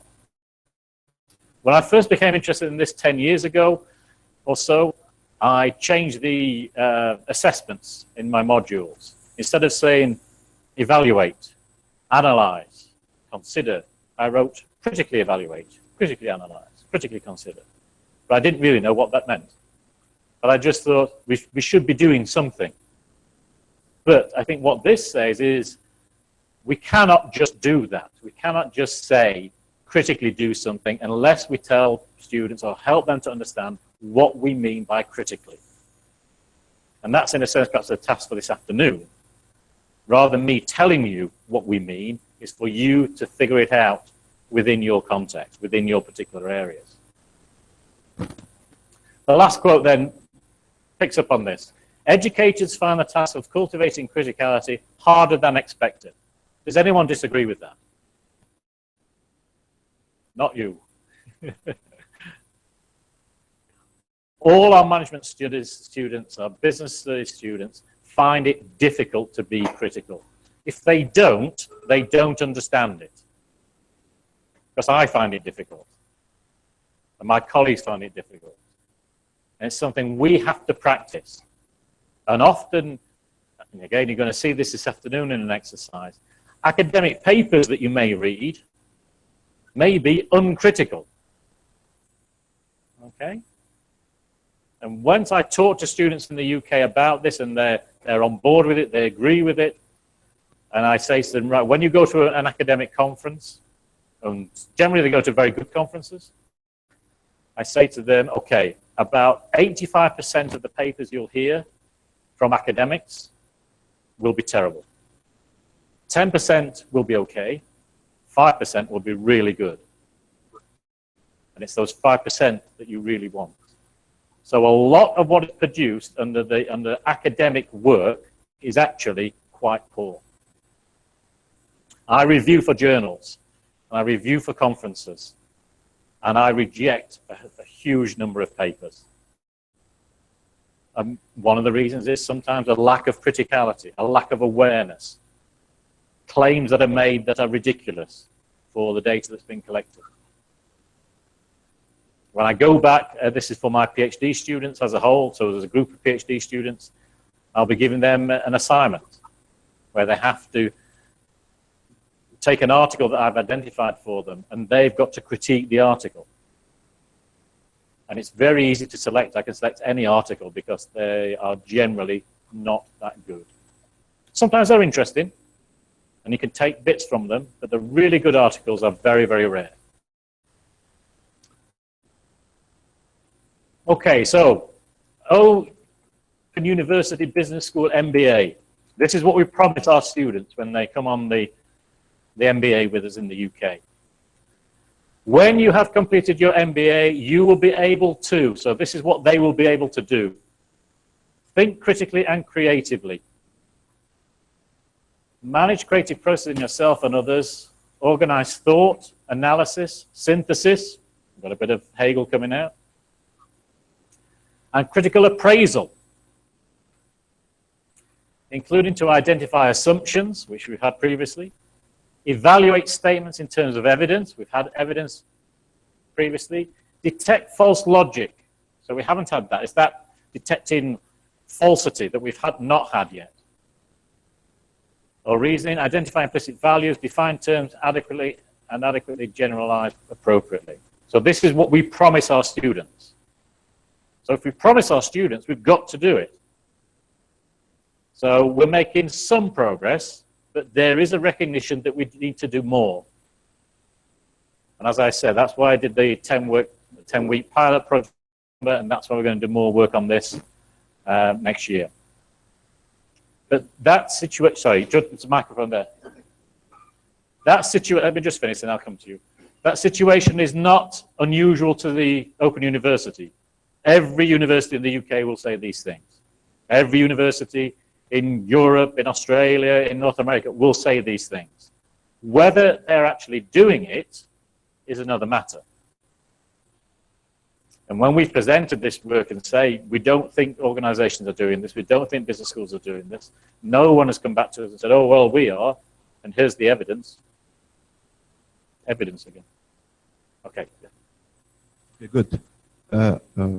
Can we find a measurement to measure the percentage of critical thinking and the percent of traditional thinking in any work, such as thesis or books or research? And may I ask about the scientific background of the theories of critical thinking? Okay. Is there a scientific background of or theories of critical thinking, or just individual efforts? Okay. Thank you. A couple of things there. You mentioned about the difference between traditional and critical thinking. I wouldn't necessarily say traditional thinking is bad. It just needs to be built upon. So you tell me the answer to that, and what do you think the percentage is? I don't know. What do you think? If there is theories or scientific backgrounds or scientific books or something like that, they can teach us to find that. What do you mean by scientific? Scientific, something like the research, the psychological research or ontological research or such something like that. So in terms of scientific, I don't know. And I'm not sure, again, whether a scientific approach works in the social sciences. Yes. So I don't know. But there is no paper that I've come across that does this in any great depth. No. So how can I judge that this thinking is critical? You have to make up your own mind. Yes, it is individual effort. You have to make up your own mind. Okay, thank you. But in a sense, what I'm trying to get across is that we hoped there would be when we did this research, but we didn't find any. So we're beginning to write it ourselves. Now, to get something published, what you do is test it. Yes, but the critical thing for you may be not critical for some others. I agree entirely, and Yes. that's why I'm not come to say this is what critical thinking is. Yes. I'm going to ask you to do that this afternoon. And then it's appropriate then for you, which may not necessarily be appropriate for me, but it's appropriate for you. And then at least you've got a consensus or almost shared view of what it means for you here at the Arab OU. Thank you. Okay. So, this is where we started. We went to the first exercise about the question, which generated a good load of discussion. So now we're going to move on and pick out some of the issues that I think are interesting, are important, some of which you've raised, some of which have come out in the discussions. And the idea behind this is that by doing this, we'll begin to put a bit of flesh to the bones, if you like, of what this thing, critical thinking, means to us. I hope you won't agree with everything. I hope you'll question. It's probably going to be highly unlikely that we'll get agreement in the room. So we might have to compromise. We might have to accept that there are differences. If we can agree on an overarching view, an overarching approach, how that then may be operationalized in the tutor room or when you're planning the material, the academic content, could be different. Yeah. It's okay, there's one there.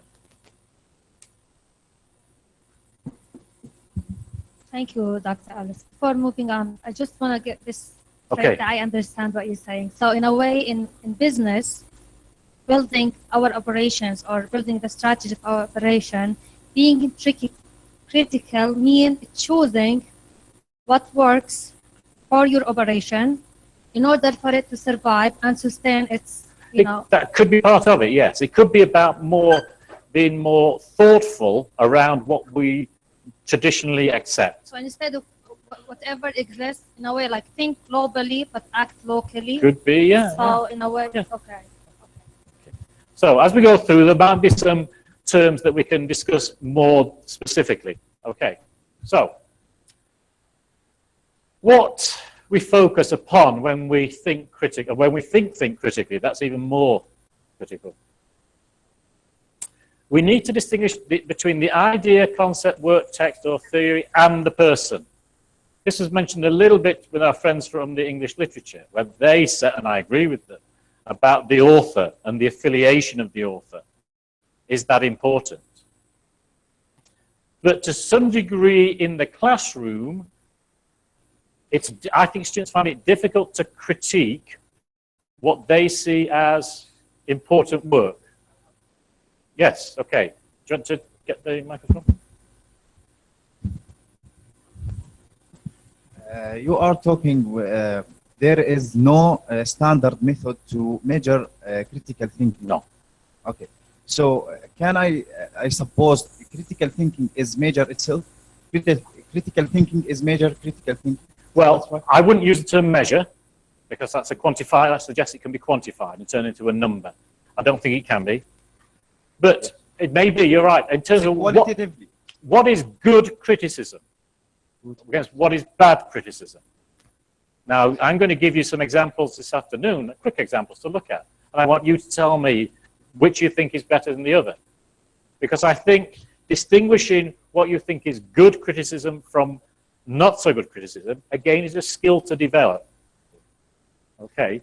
As a reviewer, or when a paper is sent to an academic journal, it goes out to review. It goes out to 3 or 4 reviewers.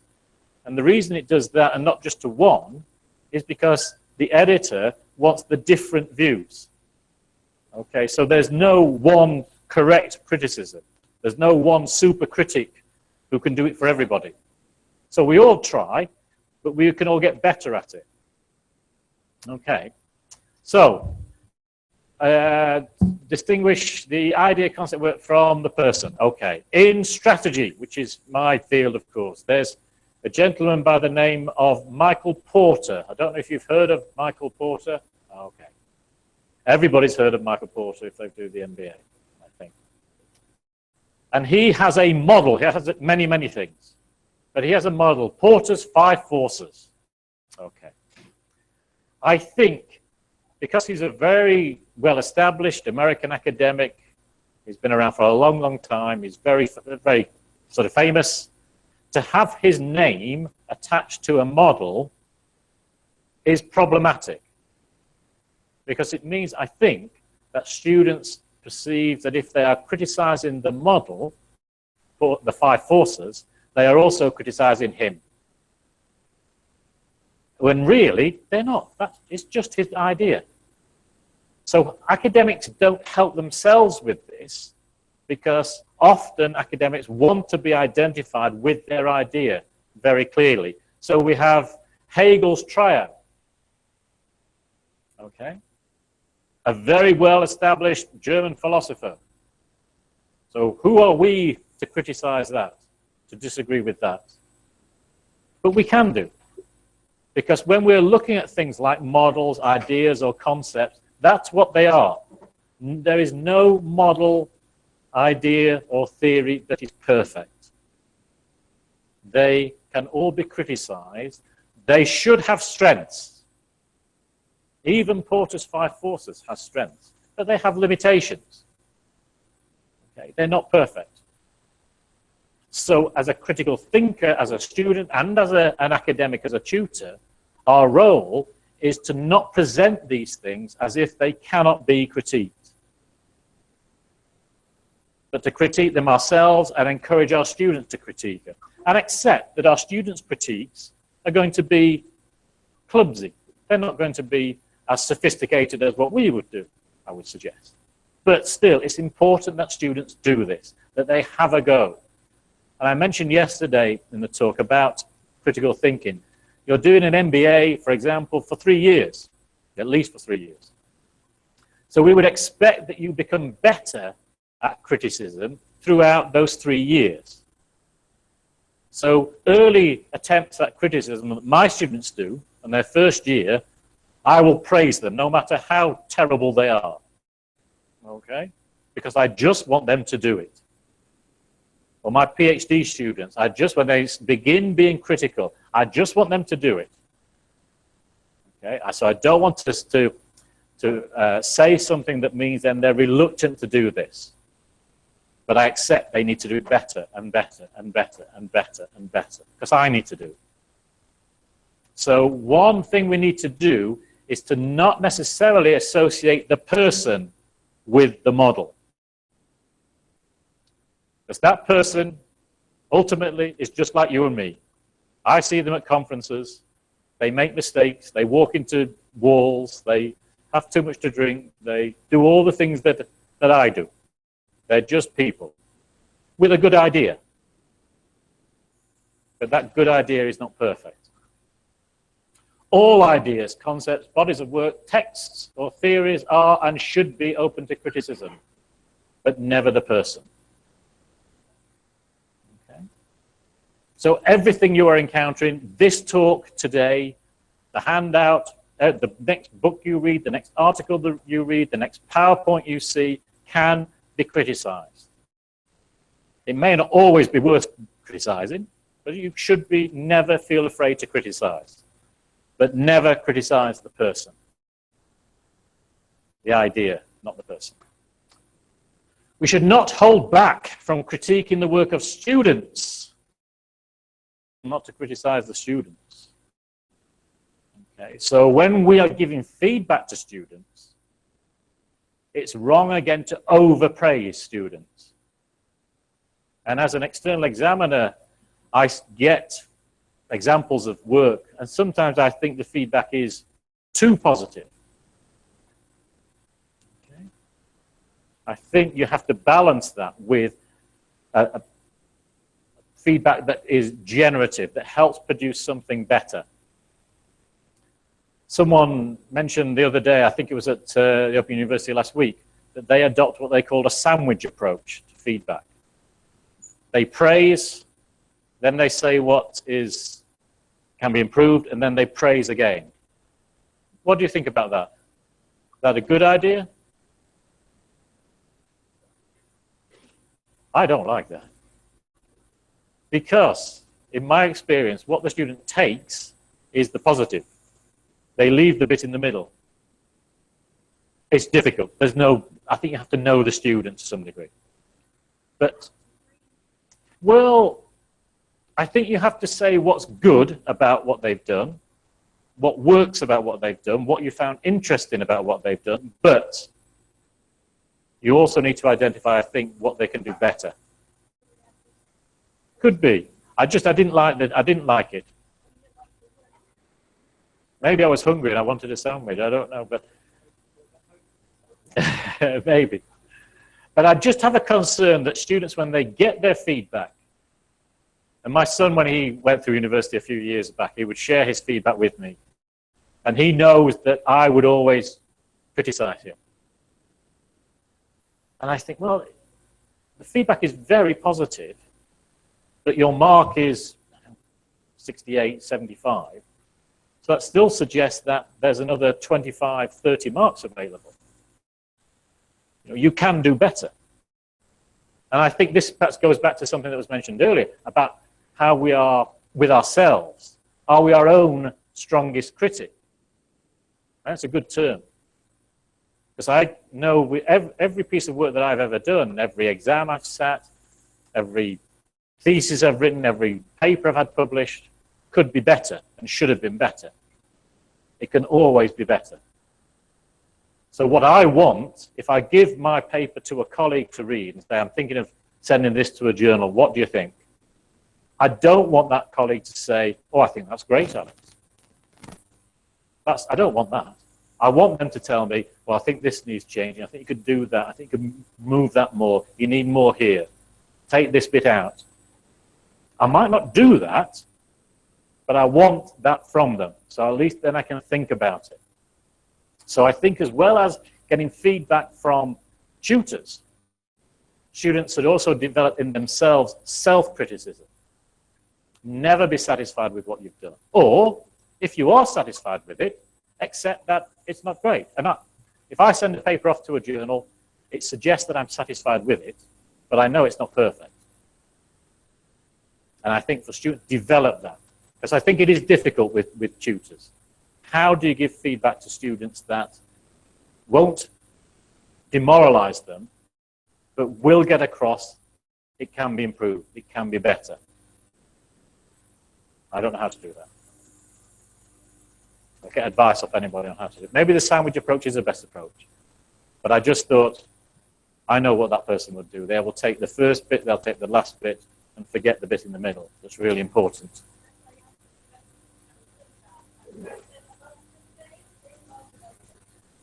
Why not say the negative, and then the negative, and then the negative?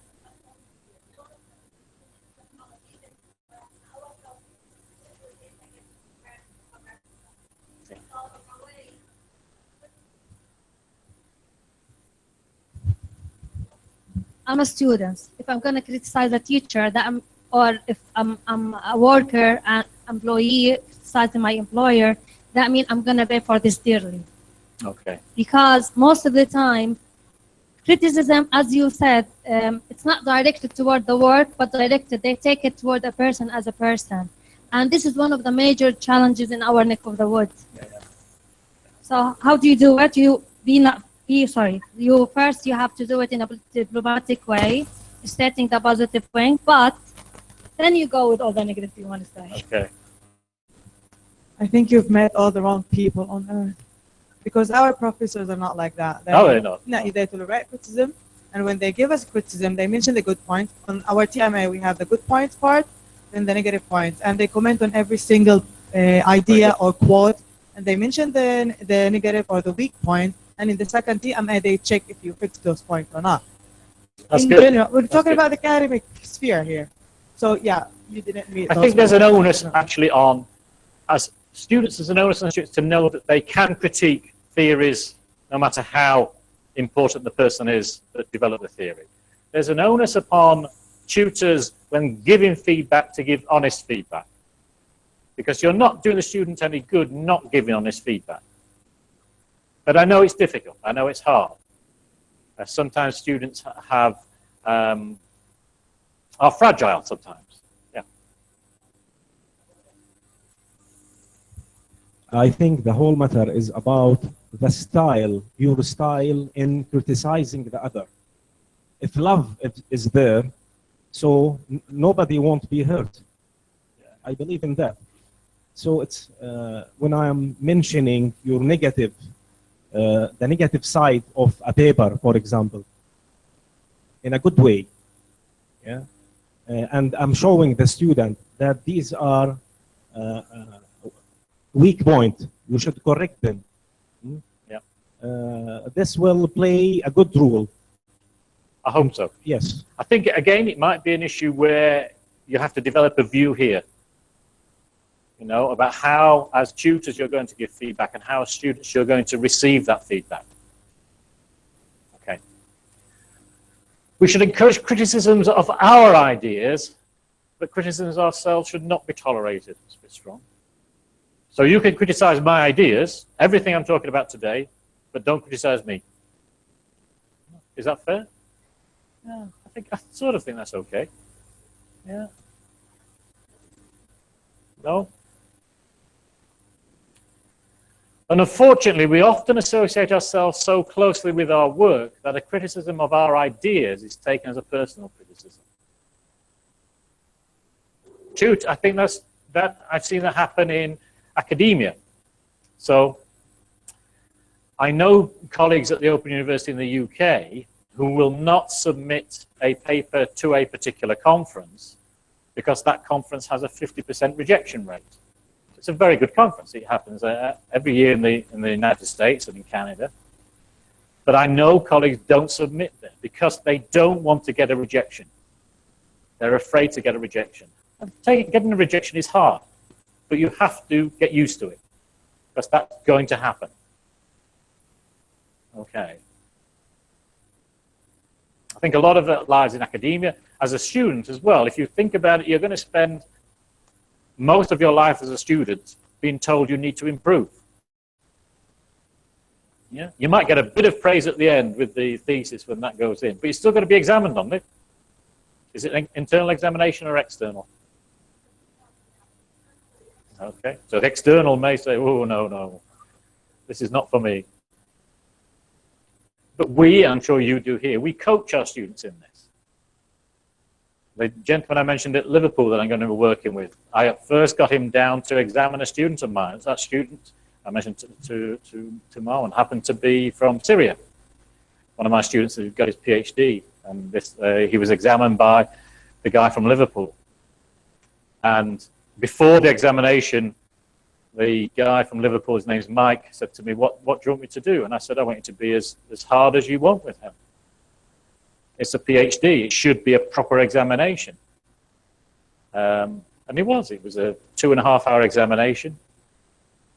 The student got far more corrections than what he thought he was going to get. But it was a really worthwhile process. Because when Mark comes down next April to work with me, he's also working with this student. And the three of us are going to write a paper together.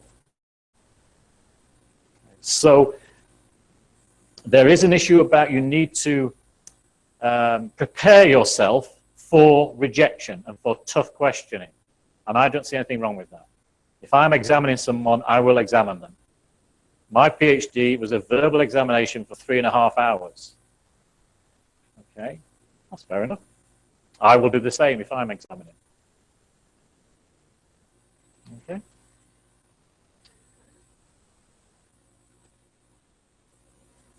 How can we ensure our criticisms are focused on the idea and not the person? So what can we do?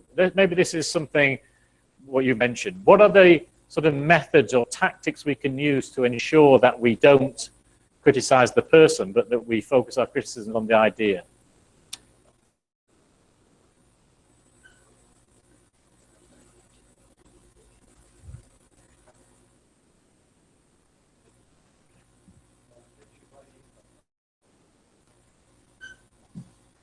Maybe by focusing on or observe his emotions, his face, and something like that. So would you then stop the criticism if you felt that someone was getting a little bit upset? Yes, because at this moment I feel I criticize the person, not the text or the work. Or you could be criticizing the text, but they're taking it as a personal criticism. Yes, maybe. Yeah, it's a difficult one. I don't think there is an easy answer again. It is a problematic point. Unsurprisingly, I've had students in tears with me, and it's a difficult one to handle because I reflect upon what I've done, but then I think, well. So I have to change my style. Maybe. Such as. Maybe. Yes, thank you. Or we have to try to make our students a bit more robust so that they accept that this is going to happen. I don't know. I don't have an answer to this. How do you do it in literature? Oh.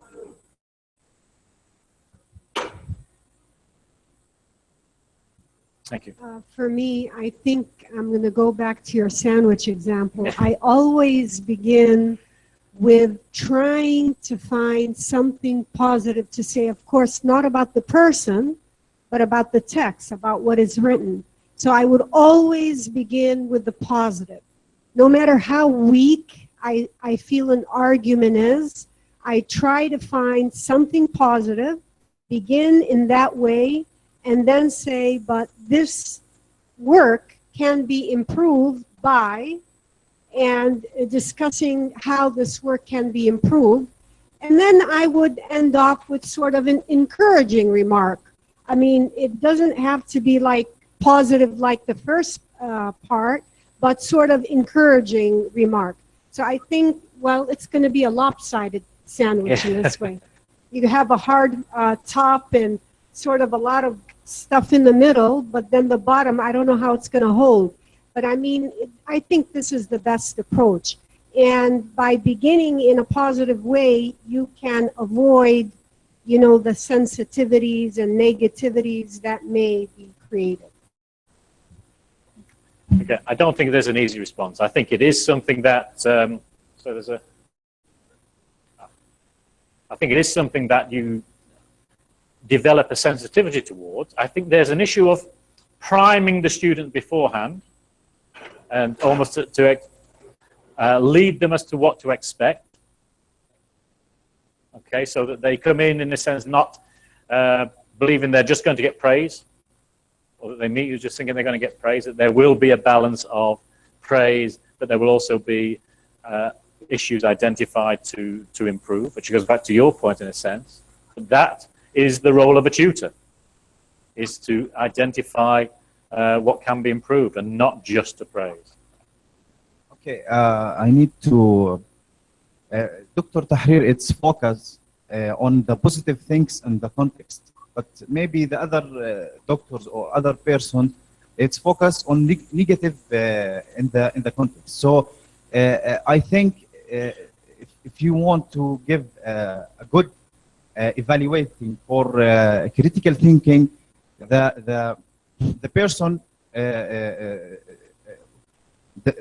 that do this critical thinking need to give a feedback for the tutor. So you can evaluate the critical thinking in a good way. Is that your experience? Is it your experience that it does tend to be negative?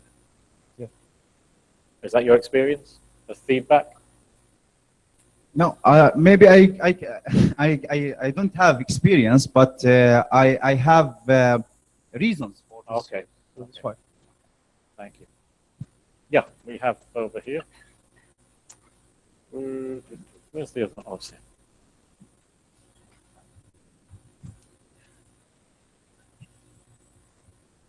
I think choosing the words is very important in this process. Okay. So let's say that we have a text and there is, of course, positive sides and negative sides. We can start with the positive side, and after that, normally the tutor use the word but. Yeah. This but, okay, will disappoint you or the student, because he understands he is now talking about the negative side. But is that a problem? Because do you think a student would just expect positive comments? Yes, you know, it is not very important, but it has an importance. Okay. Instead of using but, you can say and, you can add this and that and this. So the same, you have the same message, okay? But your style again is positive. And this will have a good influence on the student, a positive one, not a negative one. Okay. So choosing the words, try to be away from negative words. Okay. You can deliver your message, but with positive words and maybe with a smile. That's it. A smile? Yeah. And you can add this and add that. That's it. Okay, thank you. Because you are dealing with a human being. Yeah, yeah. We have emotions and feelings. Okay. Yep. In my field of experience as a trainer of my colleagues, the tour guides, as well as of my clients of different cultural backgrounds, whether they are French, Belgian, Americans, UK, different cultures. So what is one man's food is another man's poison. In terms of my strategy is always about the transformation process, which contains of inputs depending on the situation. Now, whether it's an evaluation, it's a different scenarios. My main issue is that the outputs, the outcome, which is a win-win situation. Now, when we are speaking about evaluation, it's preceded by the training. Example, what I always train is that when you are on a main street, don't say anything. Because the distortion of the main street, of the noise of the cars passing by, it's a killer to your presentation, to whatever your speech is. Another unparalleled example is that when you are in a safe environment and you are speaking to your clients, such body language will give you indication, it will signal to how to react. And this is how it becomes the transformation. Example, at the end of a group, someone is signaling with such a body language. There are always solutions, and I'm not going to share the solution. However, it's signaling something to you where you are evaluating the situation, and you need to be a critical thinker on that, because there is one who's either an outsider or he's being out of the group, and it should not be the case. He should be within the loop of the group itself, and he has the right to be within the experience. Finally, what I would really like to say is that it takes veteran guides as an example, veteran educational experts in teaching, where all their past experiences, where they can really look into details, weigh the differences between the whole picture of the whole curriculum, of the whole class, of the whole understanding of their different needs of their audience as students. It's always comparative when it comes giving the added value, whatever that is, the teaching process, whatever that is as an outcome. So it's all about what critical thinking when it comes even to evaluation, as well as providing an added value outcome. Okay, thank you. Do you want to just pop that down? Thank you. Okay, thank you for that. Do you ever do anything here where you ask students to evaluate other students? Have you ever done anything like that?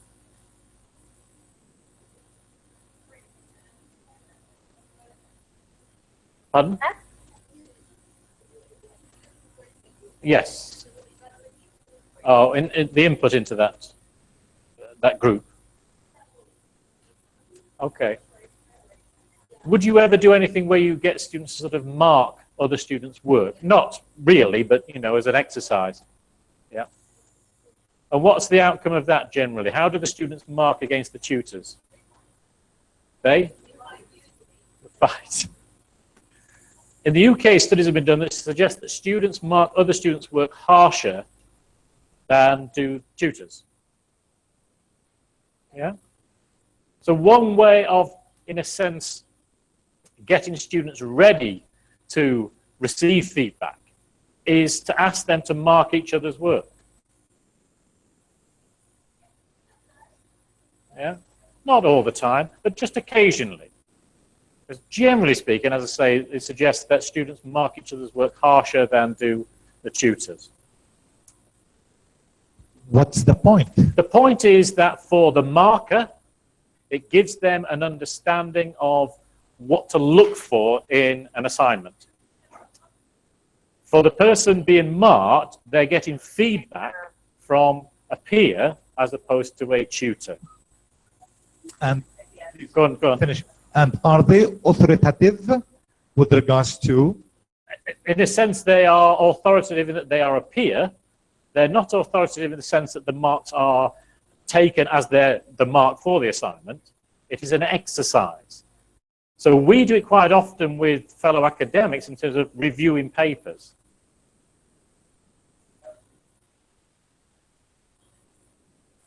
We have to take in our consideration the sensitivity between the students. Yeah. Yeah. Yes. So I'm not saying it should be, I think it's a consideration. Okay, thank you. Because I think there's, we've got a...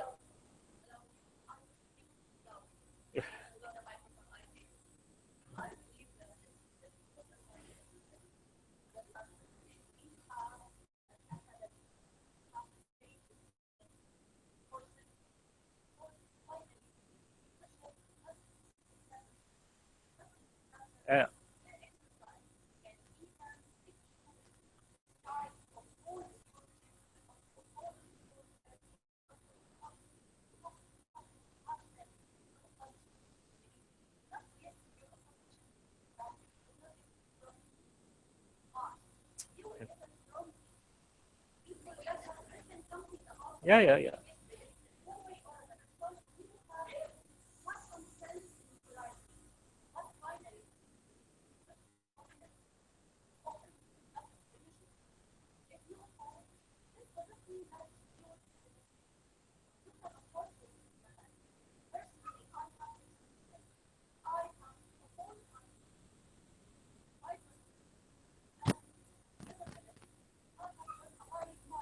Yep.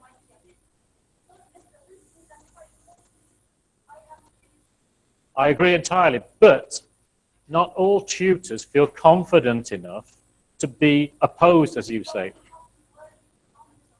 Maybe both. Maybe both. Yeah. But I know you want to make up. I just will say this: it's far more common than you realize, perhaps, that tutors present themselves in such a way that students feel that they have to agree with their tutor. Even at a PhD level, I've had to, and a number of times when I've done talks in different countries, I've asked what people see as the role of the student, and sometimes the response is to please the tutor. And that's in the UK as well as elsewhere.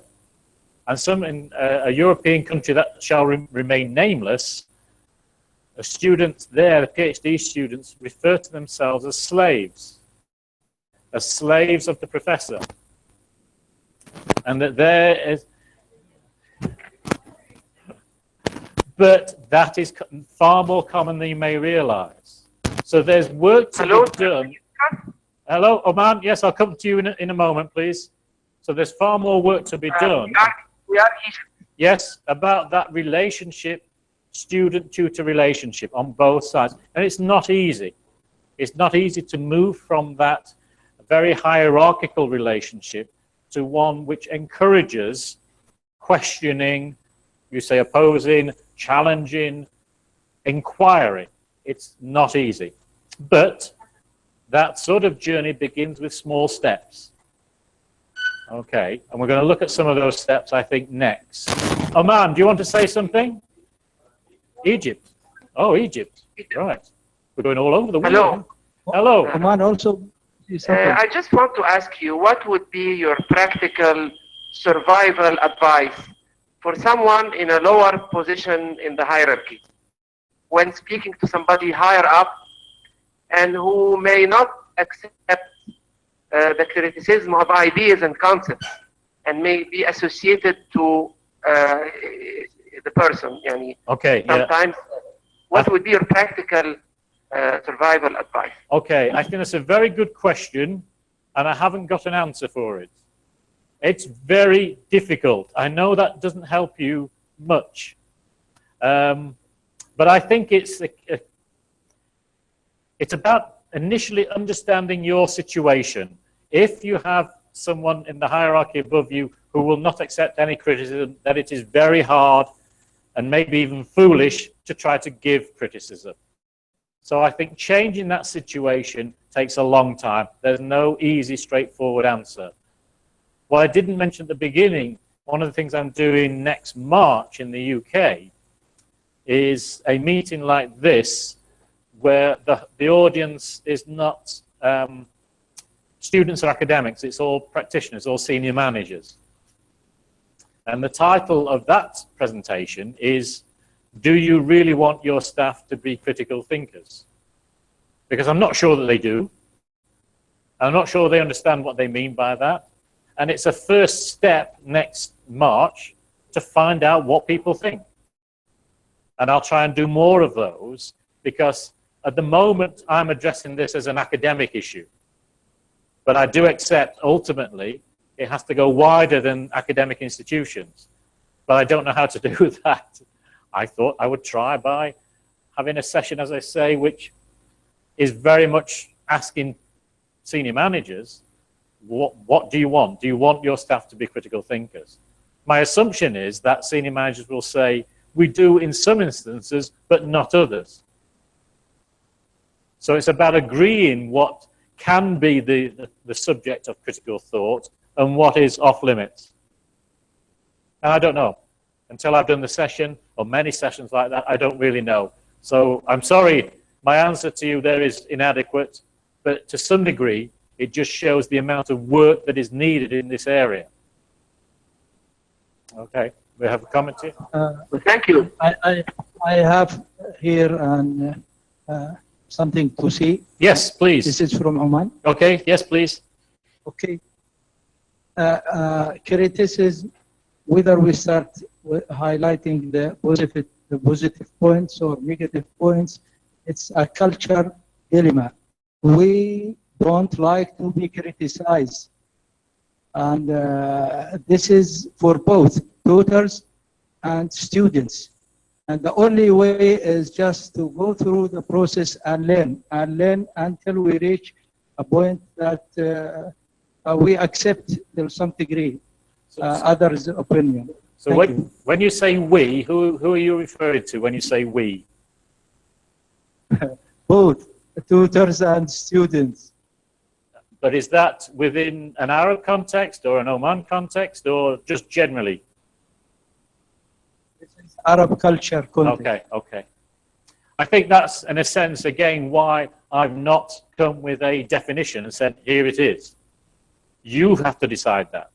And that's my experience in the States and in France as well, that it's a different approach. But I think you have to decide that. Okay.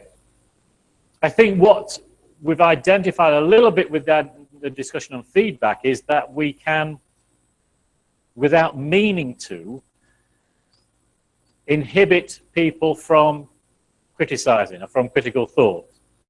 We've seen it in examples, in a sense, people are brought in from the workplace and in the tutor room, where without meaning to, our actions, the way we present ourselves as authoritative figures, okay, I am a professor and I am got this qualification, okay, we present ourselves as unchallengeable, as unquestionable. Okay. One of the other ways we do this is in our material, what we use, what we put up on a slide. So I'm going to show you something next then. Is there anything wrong from a critical perspective with this slide? Move that out of the way, please. Thank you. It's a slide that I've taken from a first-year course in the UK. So is there anything wrong with that slide? Or is it a good slide? There's not many words on it. It's not too full. It's got a reference, Henri Fayol, a classic author in management studies. Is there anything wrong with that? What's wrong with it? Okay, we'll go to the lady there first, then we'll come to you. Yeah. Thank you. I think for the recording. Thank you. The word controlling, I think. He said leading, then controlling. Okay. Like leading is fine, but then you control them, so he basically omitted leading with the word controlling. Okay, so I also think the way the slide is presented, is there any problem with it, or is that okay? And, the word and, yeah. The essence, yeah, the essence of management, and he just, summarized them in five. Okay. Have you got a microphone there?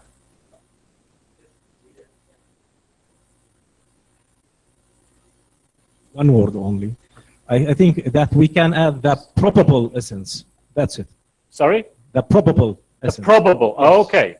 So they're the Because probable. He is giving us facts. He is imposing his ideas upon us. Okay. I'll second that. Who decides the essence? Okay. So one of the issues with this slide, any other comments? It's a very simple slide. Oh, okay. One of the issues with this, and this is something I see a lot, is that it presents these 5 processes as absolute. Yeah? It presents them as the truth. But that's quite a nice slide, so it wouldn't take much of a change of that slide to present it differently. So that's the same material, but presented slightly differently. So we're now not saying that the essence of management is this. What we're now saying is Fayol argues that the essence of management is this. So we're now saying that these is just an idea. There, it's a truth. The essence of management is. Yeah? Can you see the difference? And we have a reference to say where that's come from. And now we're saying this person says the essence of management is. Okay. So now we know that that is an idea that belongs to this person. So it's not a truth that we all agree with or we should all accept. What we're saying now is that this person, Henri Fayol, argues that the essence of management comprises these things. So that might be interesting.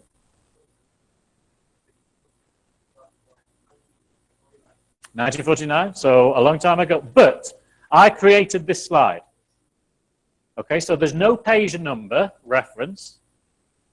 Because we know the difference between a reference that's got a page number and one that hasn't got a page number. Do we? Okay, if it's got a page number, then so... Okay, so this is a reference with a page number. What that means is that these exact words, that's why they're in quotes as well, were from this page. So you could go to that text, go to that page and find those exact words. Okay? What this signifies is that these processes, the names, labels for these processes are in that work, but not on a specific page. Okay? So as a tutor, I've done something with that work. I've read the book, and I've taken from it these ideas. So you can see the difference. And this is what I particularly for tutors, that we always check ourselves, and I do this as well, as to whether we are presenting something in a way that suggests it's a definitive, or whether it suggests actually it's someone's idea. If it's someone's idea, we can criticize it. We can critique it. And all I've done is make that slight change to that. Okay? To say, Fayol argues. Not this, these are the 5 essences. This is all you'll need, or the 5 processes. The word essence itself is also a contestable term. Because some people would argue, how can management have an essence? And I have some sympathy with that. So use of the term essence is also not a neutral term. It signifies something. So in terms of our material, we need to be careful that we don't unwittingly or without meaning to present the material in a way that is uncritical, that doesn't allow for criticism. If we present something in a definite way, like a fact like this, it's very difficult for someone to critique it. If we present it as someone's idea, it is open to critique. And even better, and this relates to something I talked about yesterday, this way of presenting it, okay? We now have his full name. We have the first time the book was published, not just when it was produced in an English translation. So we know now that this idea is at least 100 years old. Doesn't mean that it shouldn't be useful or interesting, but things have moved on in 100 years. So now it's Henri Fayol believed rather than argued. So we're toning the language down a little bit. That management comprised 5 major processes. They're the 5, exactly the same as on all slides, no different. Okay, now I'm posing a couple of questions. So these I would throw out to the audience. What do these processes suggest about how Fayol understood management? And we had a comment here about controlling. So that may be a beginning of a critique is you're a bit uncomfortable by that word controlling. Okay, so you can develop that. Why are you uncomfortable? It was first published in 1916. So maybe the term controlling then meant something different to what it does now. But you've got a beginning of a critique because you were a little bit unsure about that. But now I'm inviting you to think about that. The second question, how relevant are they to how you understand management today? So you can now begin to build upon on these ideas and think, well, okay, in 1916, to come up with this statement was pretty good, I think. Yeah, 100 years ago to make that requires some thought. But what do we think of them now? So again, we can get a discussion going, or you can work in groups about that and feedback. So can you see the difference? We're going from, this is truth. Okay? All you need to do is reproduce these 5 processes in an exam. Remember, yesterday we talked about mastery, being a master of your work. This is a bit better because it identifies that they're not truths, but there's someone that is presenting an argument. But I think this is much better. It shows the where that argument comes from in historical terms. Who said it? And then we've got, well, what does this mean for us now? And remember yesterday, for those of you that were in the MBA talk yesterday, what I said again and again was it's about you bringing your experiences to the academic content. Okay? You then do something with that content. To some degree, can I just, and then we'll come to you. To some degree, all we can do as tutors is present the academic work. We should present it in a way, not like that, but in a way that invites you to engage with the work, to think about what it means for you and your experiences. And because we're talking about your experiences, each of you could be different. So the word controlling was something that you wanted to challenge in a sense. Someone else may feel, no, I'm happy with controlling. I think it links with leadership nicely in this way. And part then of the richness of the MBA study is you having that discussion. The discussion is not trying to convince each other, but it's trying to understand where you're coming from so that you develop your own thoughts and ideas. I mentioned that several times yesterday. Okay, so just a simple thing, but I think it can make a big difference. Now then, do you want to make your comment? Third point is gives you an opportunity to discuss. Yes. So I consider this this shape is better than the previous 2 shapes. I actually think it does more than gives you the opportunity. It almost forces you to do it. It almost requires you to do it. And that's the key point. Yeah. It's the key point then is to get students to think about these things at a deeper level. That doesn't encourage students to think about things at a deeper level. It encourages students to memorize things. Not to think about it, but to memorize it. That next one probably does the same. Maybe not to the same degree. But this requires students to engage with the material, to think about its relevance for them to bring in their own experiences into that discussion. Also, rather than being a slide that's up for 1 minute or 2 minutes, talk through and then you move on, it now becomes an activity that could take 20 minutes, half an hour. But it leaves students with a much deeper level of understanding and appreciation of this issue. And that's just fairly simple, first year undergraduate slide. So how we present material matters. It matters a great deal. And I do it, and I'm sure people around here do. We present material sometimes without realizing it in a way that doesn't encourage that engagement. So one of the other things maybe to think about here after today, as well as looking at feedback and how that is given, or the sandwich, or the, I'm trying to think of another food analogy, but I can't. Is maybe to think about the material that we use. What goes up on our slides? And are we presenting material, even though we may not want to, in a way that suggests to students you cannot criticize this? Maybe we all need to revisit our own materials that we use, our own PowerPoint slides, to look at what are we asking? What could the students get from this that I don't intend them to get? But because of how it's worded, it could communicate a truth, if you like, an absolute, as opposed to let's engage with this, let's think about this, let's talk about this. Okay. Is that okay?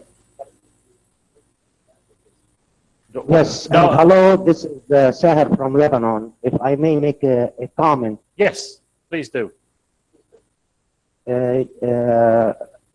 First of all, I want to thank you for inviting us. Thank you very much. Just to give a briefing on my experience, in particular this module with management perspectives and practices. Oh, yes. Yeah. Yes. I will start with this slide presented in front of me. What do I do, how I engage with it, and how I make colleagues who are the MBA candidates reflect on it. The very first thing, when we address planning, organizing, leading, coordinating, and controlling, we try to understand that this is a structure which will go into process. However, what entails and what we should think about before we present those 5 major processes. The resources, what are the resources? Human resources, monetary, what our vision from an experience point of view. Now, the very first lecture, what I address in particularly management itself and what does it equate to in a cultural point of view versus international, how we approach management in Lebanon and why we should look at it from different angles. We define perspectives, we define practices, and we bring about some case study, national and international, to see the approaches of perspectives and practices. So that's how we start. That's where we get to the FOIL 1916, 1949. I always, with all due respect, encourage all attendees to take into consideration that they are creative, innovative, and they may add something which is which can be presentable, argumentative, as well as supportive from their professional background. Okay. I just wanted to make this couple of statements. I know I missed a lot from your precious presentation with my colleagues. However, just because it attracted my attention. Okay, well, thank you for that. And I guess that's what we're trying to do here, is to develop a greater awareness about the material that we use and that we present. So thank you for that. Now, the most important thing I've got to say for the day is it's lunchtime now, I think. So, how about we break for lunch, and then hopefully you'll all come back after lunch, and we'll continue our discussion.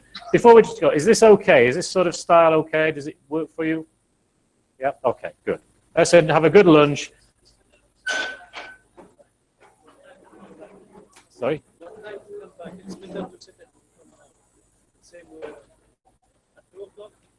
We should be. Sorry. Oh, lunch is half an hour.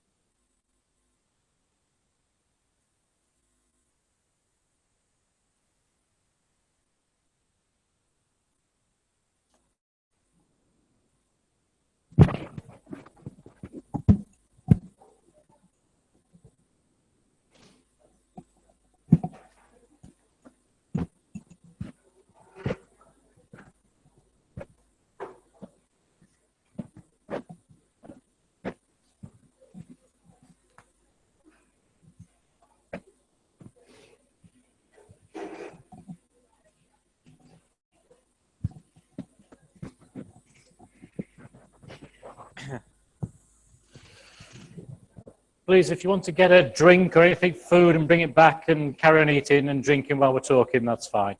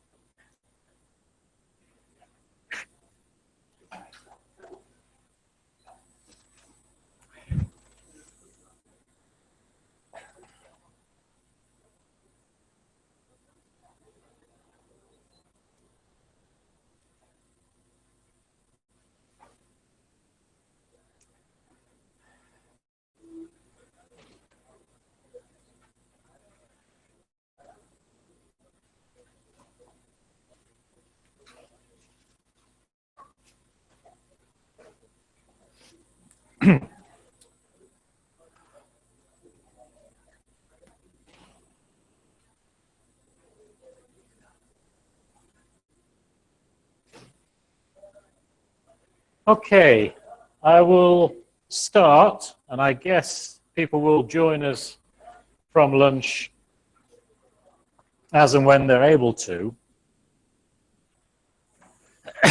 Okay, so what I'm going to do, where is everybody?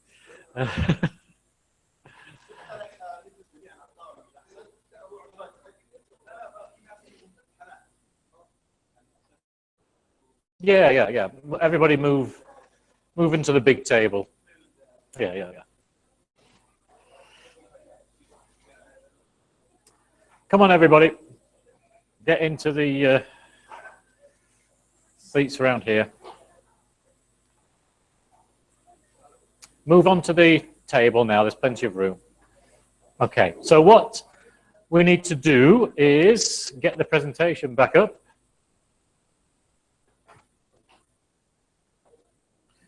What is that?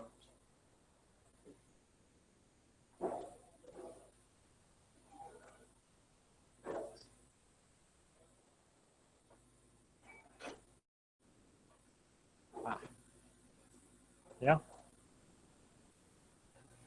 Okay. We need to. Okay. Just sit on the main table now rather than sit at the. You've been promoted from the back to the front now. Okay. Okay, so we need to pick up a bit of time. Okay. As I mentioned, I've not done this before, this type. The discussion's been really good, but we are behind time, so we need to move on. There's some particular things I want you to do. So what I would suggest is we go through the next set of slides quite quickly, and that will take me on to looking at criticality in terms of whether it's a negative or not, which I think is important. So these next slides we'll just run through pretty quickly. So this is a person who works in the education field, Sue Cottrell, talks about critical thinking a little bit and the importance of not slipping into what she terms non-dualistic thinking or dualistic thinking. And this is about seeing things as either right or wrong, good or bad. And I've used that terminology this morning. And we slip into that terminology very easily and quickly because it simplifies things. It helps us to order things. And her view is that this actually inhibits critical thinking because most situations, most phenomena that we encounter is neither good nor bad. It's the meanings we assign to it, how we interpret it, how it affects us that makes a difference. So her response here, it depends. This is a expression that often academics use when they're asked a question by students. It depends. Okay, it's neither good nor bad, right or wrong. It depends on the situation. It depends on how you're looking at things and the meanings you assign to it. I next want to just a couple of slides about ambiguity and equivocality. Again, a similar sort of approach this, that often, particularly management type students, management and business students, try to work in certainties. And I hear it on the news every day when I'm driving to work about there's a need for certainty. But we don't live in certainties, we live in uncertainties. And I think rather than pretending that we have certainties both within our work environment and our studies, we'd be better to accept that in fact we are living a situation or a social reality which is infused with ambiguity and equivocality. Ambiguity means open to more than one interpretation, more than one meaning. We talked about meaning this morning. Okay, there isn't just one meaning. Remember, I say to try to avoid the use of the definite article, the. Because if we say the, it tends to say just one of these things. And equivocality, slightly different, means the presence of multiple plausible alternatives. So, okay, so multiple plausible alternatives as opposed to this right or wrong, yes or no, only one meaning type of approach. Right, you're all students. You tell me, is this true? Unfortunately, our students appear to increasingly want and demand certainty. Is that true? For the assessment, yes. Okay. For work.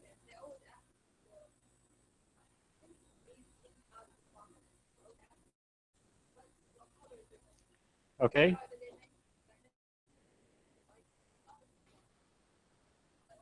Okay. Yeah. Okay.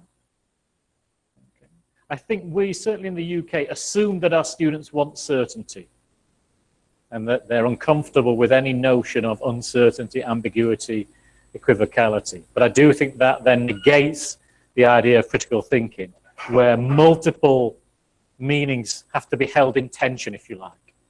It makes the job of the tutor harder, but I think it's more beneficial for the student in the long run. Skepticism, I also think is a good thing in an academic sense. Here I argue that is it Wikipedia? I don't know if students use Wikipedia a lot here. You know somebody that may use Wikipedia, I see, yes. They use it a lot, okay. And students in the UK do. But Wikipedia is not all bad. I got all of this from Wikipedia. So Wikipedia is a useful source for sort of baseline or superficial, yeah. But I would never use that in a paper or in an assignment. Yeah, I would never use it in a serious piece of work. I would use it as a way to think, oh, right, so this is where this comes from. Yeah. With Wikipedia,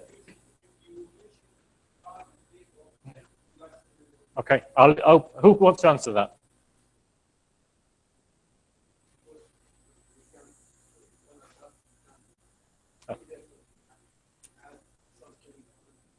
Yeah.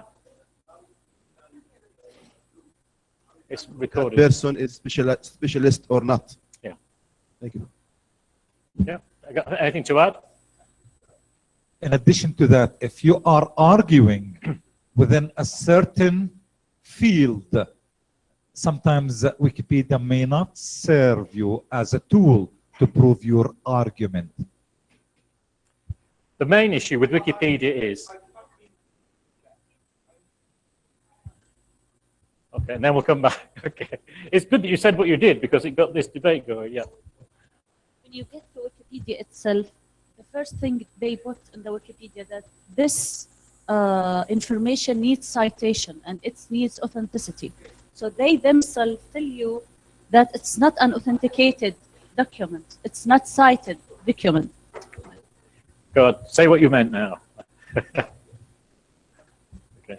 Excuse me, I'm talking about critical thinking, not making a paper. But I say, if what's the problem for using Wikipedia for searching, for example, for references? No. What's the problem? I wouldn't. Okay, I think the problem is that anybody can write on Wikipedia. Okay, so you've no guarantee or no assurance that what you are reading is accurate. So I would never use it in an academic way. I put it up here. I've shown that I use Wikipedia, but I put it up partly because all this may be wrong. So someone may say, hang on, that's not right.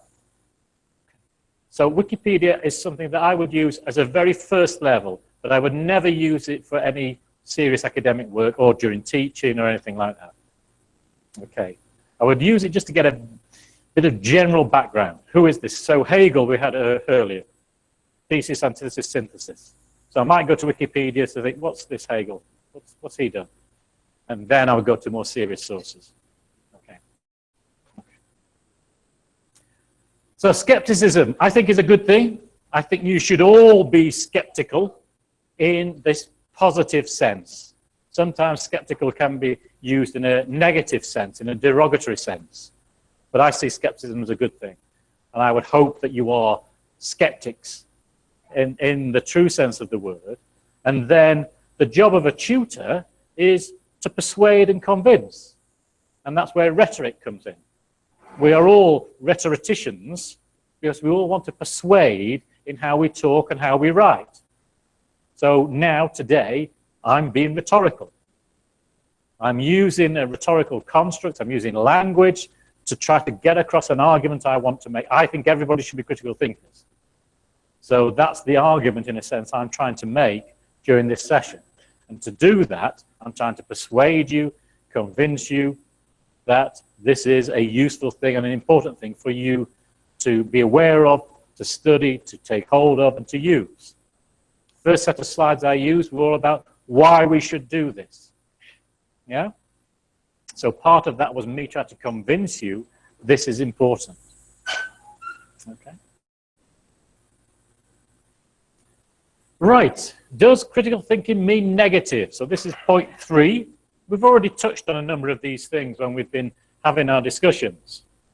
But this is something that I think is worth just, again, revisiting.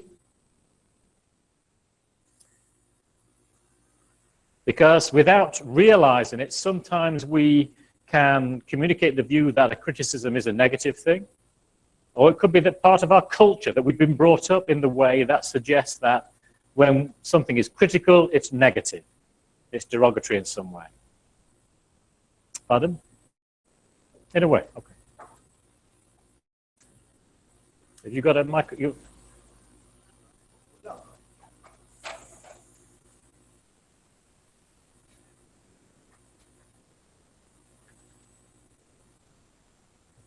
What do you mean by negative?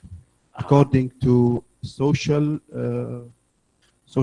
review in this, or scientific review or what? In the way I'm using it here now, it's in a general understanding of the, of the term. So not in any scientific way, in a general understanding. Okay, thank you. Okay.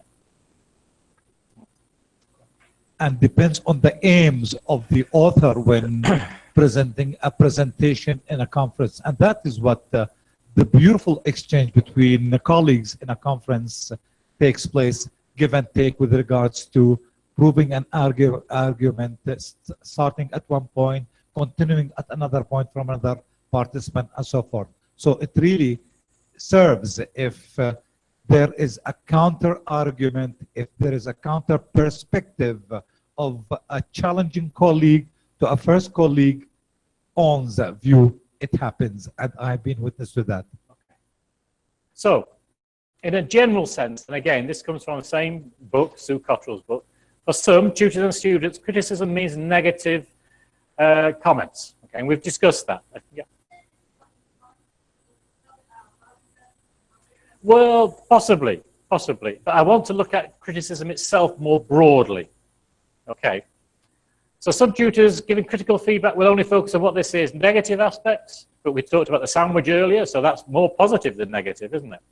But some people said they'd had experiences where the feedback is negative, just negative.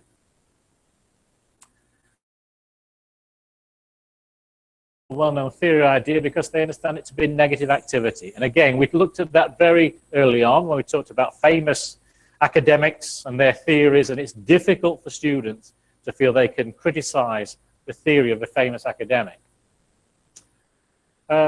Some students, tutors make only positive comments, and we've had that expressed, that the culture within Arabic, Middle Eastern countries can mean that positive comments are only given. Some tutors may not provide feedback on what that can be improved. Many examples of that. Okay, so this, Henry Mintzberg again, he did some studies where he looked at how the word critical is defined in dictionaries. Two meanings he found in Random House Dictionary. Inclined to find fault and the act of judging the quality. And he has a nice way of saying later on, I've reduced it here, but he says later on about how academics are certainly inclined to find fault, but are not very good at judging the act of judging the quality. So sometimes, according to Mintzberg, academics go down the fault-finding route as opposed to the judging the quality of route. This only extends beyond negativism where it is combined. Right, so this is, I think, now we're starting to get to a bit of a definition almost of critical thinking. Mintzberg. The art of judging quality is to see beneath, above, and beyond the obvious, to the deeper, higher meaning of important things. So what he's basically saying is then not fault finding, but the act of judging the quality involves these things. So it's about not just accepting something, it's looking at it in as much of a totality as you can. And as was mentioned earlier by our colleague from the English literature, she talked about who is the author, what are the affiliations. Those are all around the things that we're interested in. Michael Porter I mentioned, good old Michael Porter. Porter's 5 forces. He's got force field analysis. There's lots of other things that are attributed to Michael Porter in his books. He's an academic, but he's also a management consultant. Okay, so is it important, do you think, to know that Michael Porter, as well as being an academic, is a management consultant? Does that matter, do you think? As to who he is for our critical analysis, critical scrutiny. Okay. I think it does. I'll say why. Because, oh, sorry, Oman, were you going to say, sorry, one of the regions, were you going to say something? Yes, I was going to say that I see it positive that he's a consultant. He brings professionalism into academia. Okay, another way of looking at it. Sorry. Yeah, we will see emerge and mingle between theory and real practice. And I think that's what he would argue. And to some degree, I think that is the case. But it's also apparent in his work that his original 5 forces model that was produced in the late 80s, I think, has not changed in 25 years. So it's never developed. And any criticisms of his model, any suggestions that it needs to develop, he replies to in a defensive way. So if we think back to Hegel's thesis, antithesis, synthesis, you have a theory, there's a challenge to that theory, and it produces a new and hopefully better theory. Porter's view, he has a model, there are challenges to that model, and he rejects those challenges. Because, in my view, he is a management consultant. So that model is also something he sells. So he's not an academic in the sense that he's inviting comments about his model so he can improve it. He's defending his model. So being a management consultant can actually have a negative effect on the development of his model. Because to say that that model can be improved or needs improving can be taken as a negative comment against his consultancy organization. Incidentally, his consultancy organization called Monitor went bankrupt. Okay? So he's a strategy academic, very, very well-known strategy academic, had a strategy consultancy, and it went bankrupt. So what does that say about his? I don't know. But I think these are things we ought to know. Yeah? Because they can influence and shape and help us to read and understand and make sense of his ideas. Okay. Right. So following on from Mintzberg's work, what I did with my colleague in New Zealand is we looked at, of course, the Oxford English Dictionary, of course, and we looked at the Merriam-Webster Dictionary. This is a very good US dictionary, I think, isn't it? Yeah. And we looked at how these terms, critic, critical, criticism, critique, are defined. And they're quite different. If you look at the American definitions against the English definitions, but not just that, they're more positive. If you think the American definitions, where are we? Expressing criticism or disapproval. Okay, so being critical, according to the American definition, is about disapproval. Whereas for the UK, it's given to judging. So it's not surprising, perhaps, that a North American audience, when we talk about critical, sees critical as being negative. Whereas in a UK audience, okay, we're quite puzzled when people think it is being negative, because that's not what critical means. Can you see? In a sense, I think these are interesting to know because they help us to understand and appreciate that critical thinking has got to be understood in the location, in the culture. I don't know what dictionaries you use when you're growing up. I don't know if there is an Arab dictionary, for example, where these things would be defined. But it would be interesting as to what the definitions are. Whether the definitions are more negative or whether they are about judgment and passing judgment, as it seems to be the UK one. Because these, in a sense, would shape and influence how we see these terms in our daily lives. Does anybody know what they would be in the Arab dictionaries? What dictionary do you use? What's it called? You don't? What would you use? A dictionary?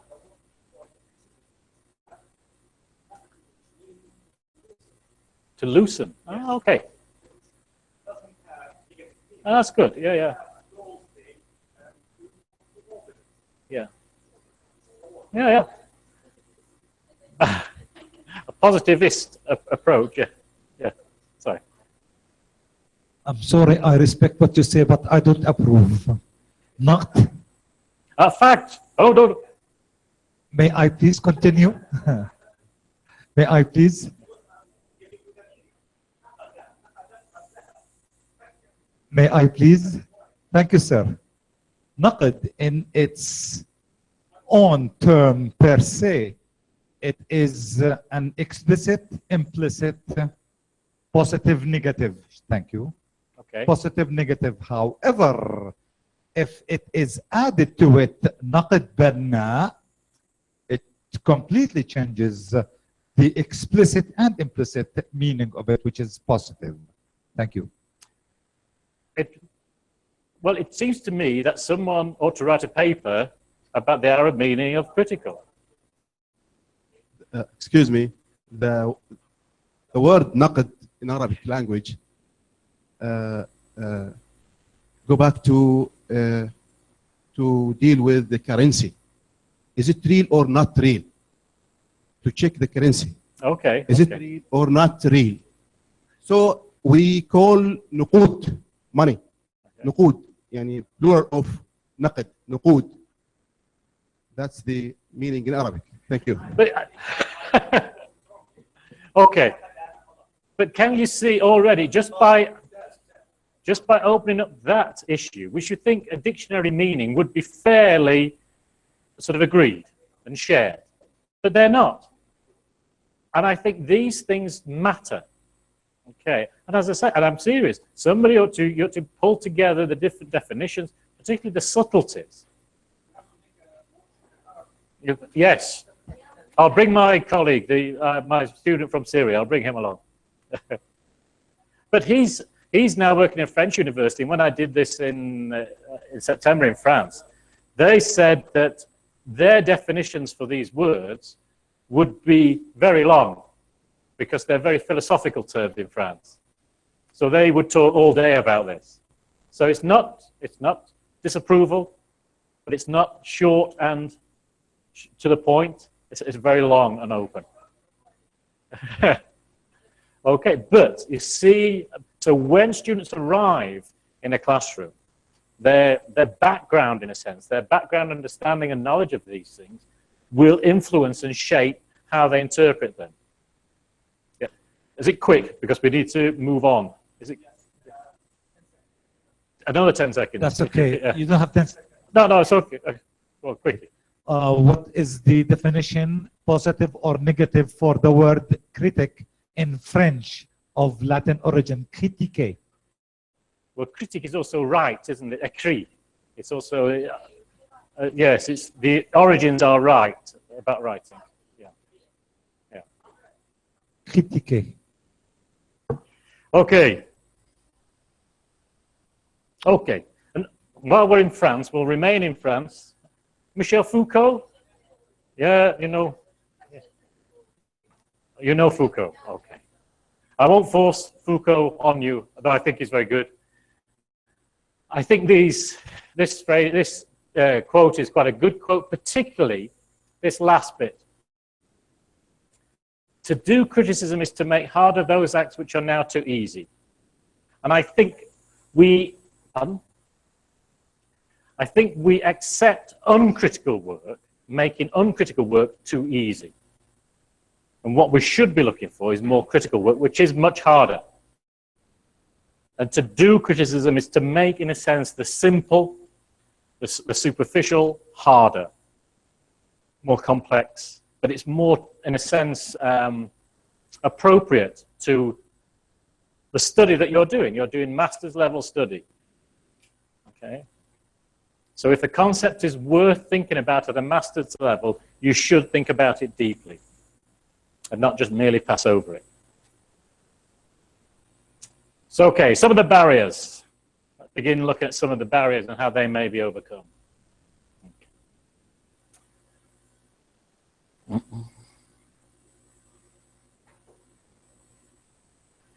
So we need to get away from the idea that criticism is negative. Sorry about this, I'm just thinking. Right, again, I'm going to move quickly because the exercise I want you to do, I need to get to pretty soon. Okay. This really, I guess, is about summarizing the points that we've discussed. Associated criticism with negativism, misunderstanding what criticism is in an academic sense, overestimating our own reasoning abilities, the myth of rationalism.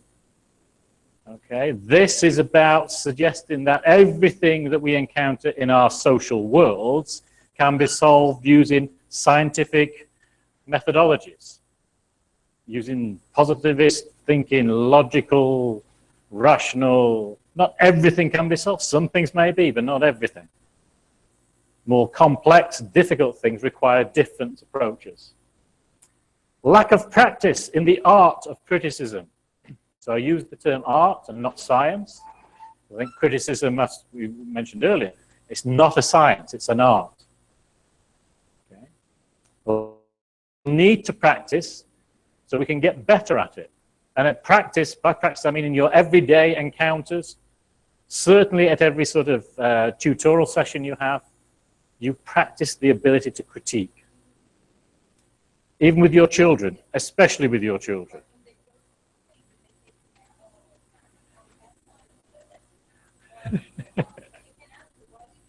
You could do, yes, yeah. Thank you for that. Reluctance to criticize experts.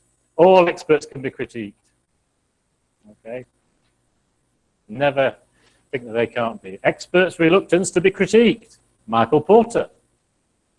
And his reluctance to change his ideas that were formed at one point in time in the late 80s, and that's it. They never change. Education focuses on answers rather than questions. Okay. There is a view, certainly in the UK, that students want answers. And I've done MBA classes where I say the question is more important than the answer. And they say, well, just give me an answer. No. I haven't given you answers today. I haven't said this is what critical thinking means. It's because it's got to come from you. The questions have got to come from you. Here we go. This is an idea I'm still thinking about. Is one way of helping students to become critics in an academic sense to sort of draw analogies with things like restaurant critics or book reviewers or film critics? Okay, because we use the term, yeah, we do, certainly in the UK, we use the term a restaurant critic, film critic. And what they do is not about just being negative or just being positive. They see the whole thing, don't they? They talk around an issue. If they see a film, they talk around it, what they like, what they thought was good, what didn't work for them. Okay, that's the good critics do that. And I wonder if there's a way we can get to students about this is what criticism really is. It's not about being negative. It's not about being positive. It's about talking around the issue. So, yeah.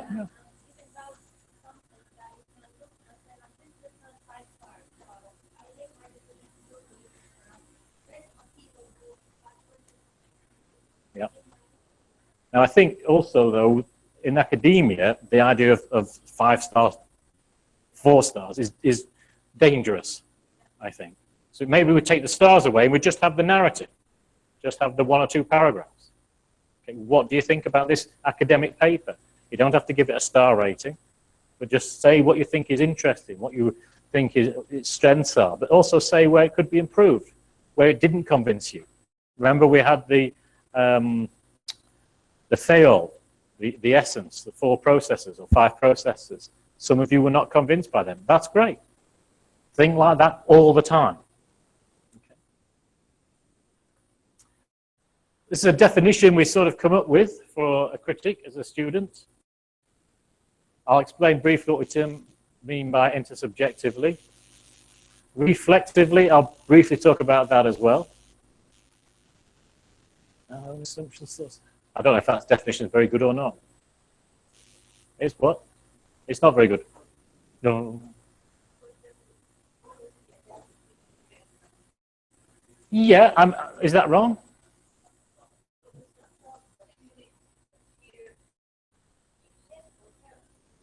Yes.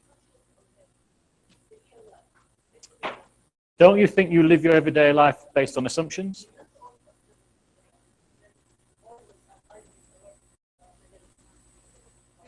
Well, isn't that an assumption, that there's an ivory tower and there's another level?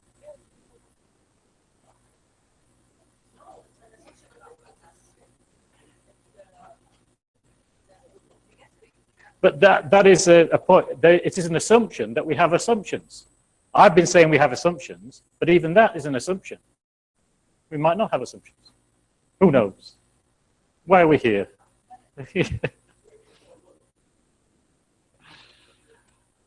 Intersubjectivity. Okay, this is I like this concept. It's sort of between objectivity and subjectivity, but not quite. You all come across the phrase objectivity. And it's about an object separate to the person. Subjectivity is about within the person.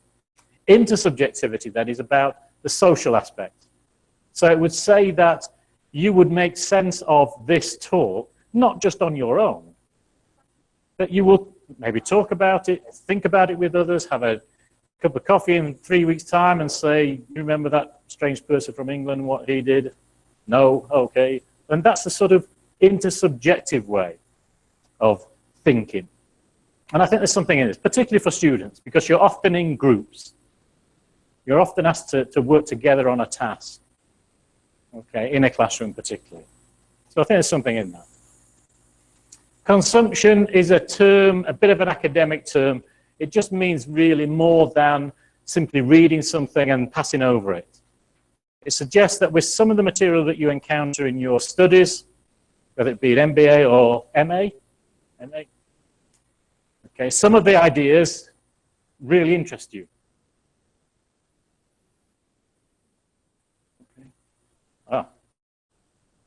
Some of the ideas really interest you, some don't. Okay.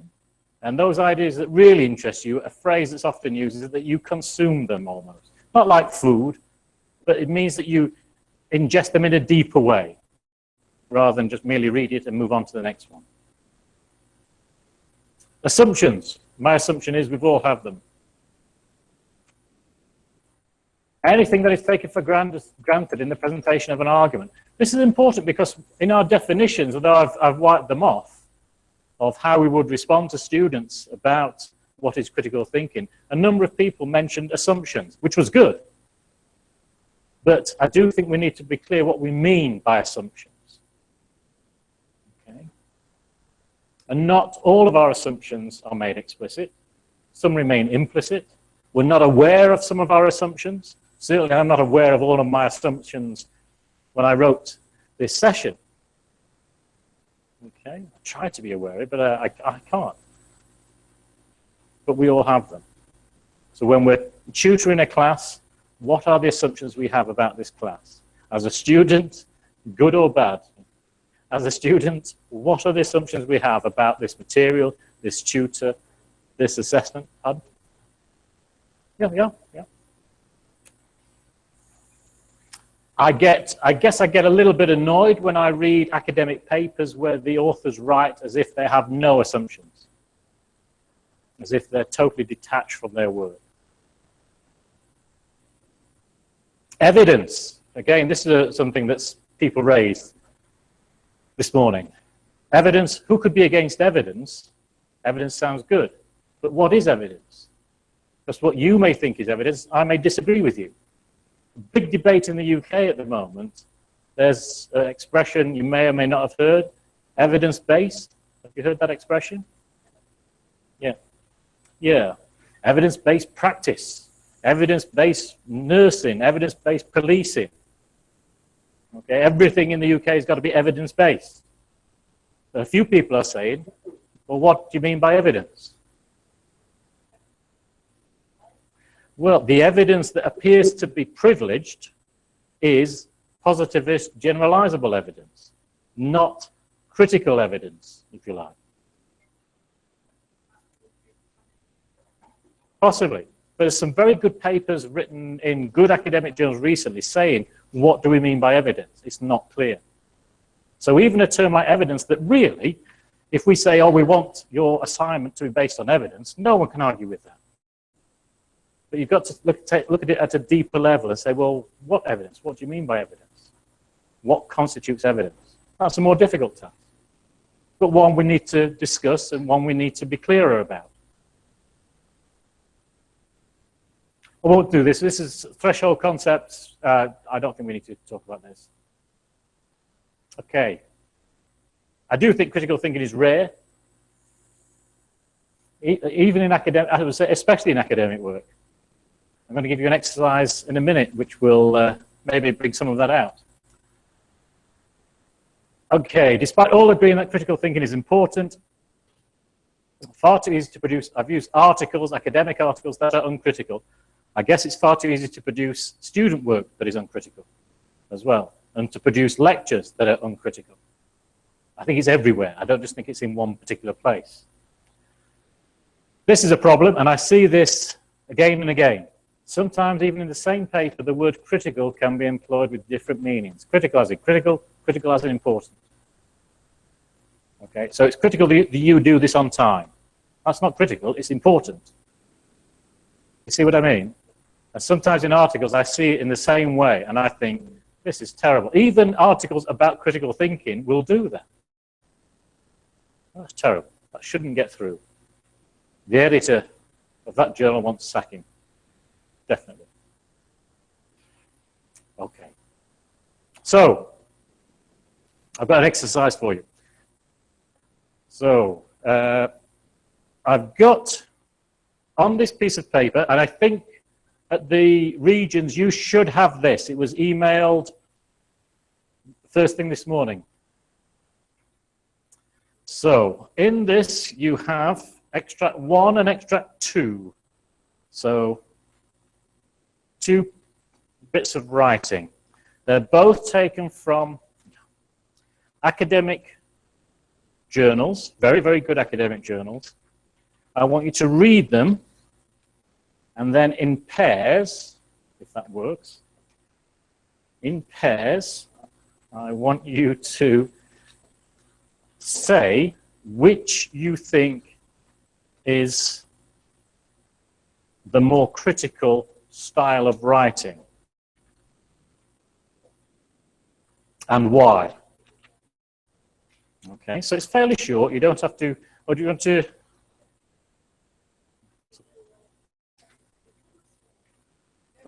You're a 3, right? Okay, let's have a look. Does that work? 2, 4, 6, 8, 10. Yeah, okay. So a 3, and then pairs, pairs, pairs, pairs. They're away, but they're coming back hopefully in a pair. Yep. Okay. So spend 10 minutes looking through this sheet of paper. You've got extract 1 and extract 2. Have a read through on your own first. Tell me, based upon the discussions that we've had today, which do you think is the most critical of these 2 extracts of writing and why? So do it individually, then have a discussion.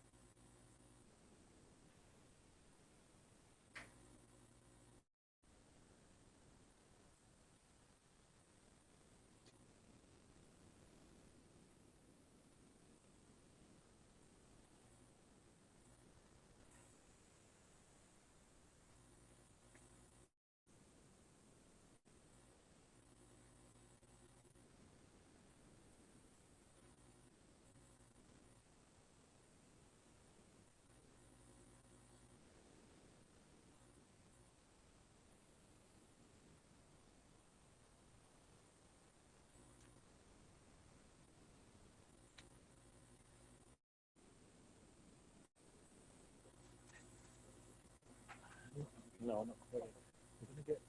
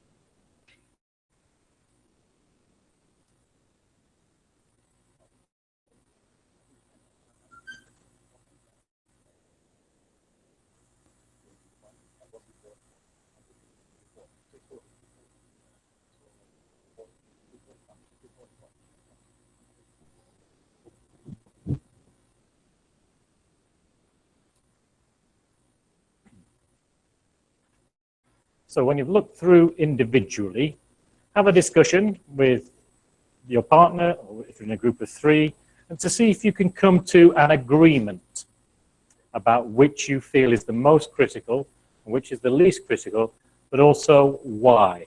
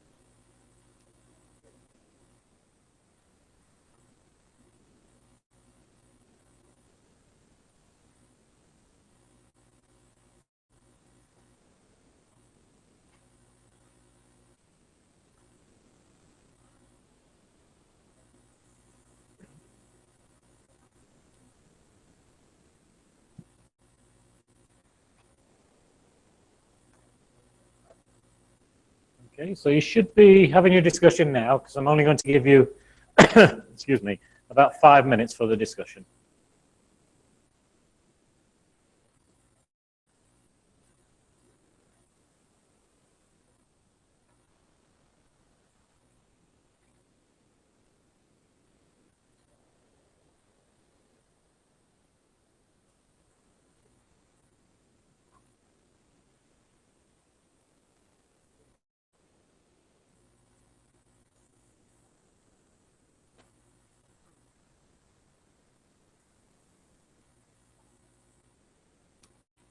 So just 5 minutes then for the discussion, please.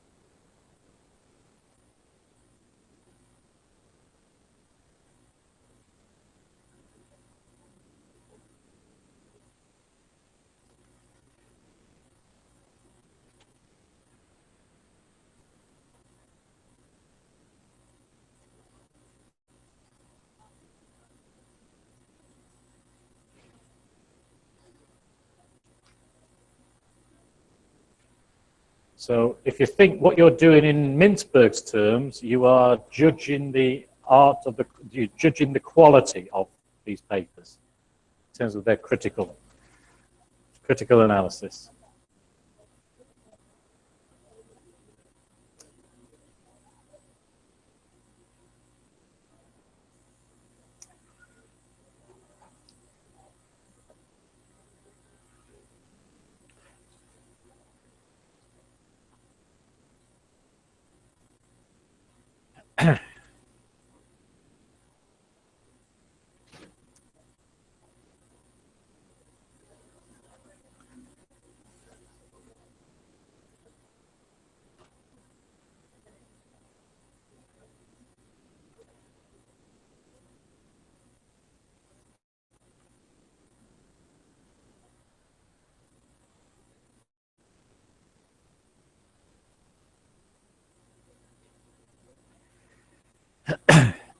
If you can't agree, you have to give two different views. Okay, that's helpful. Agree? Okay. Agree or not agree? Okay.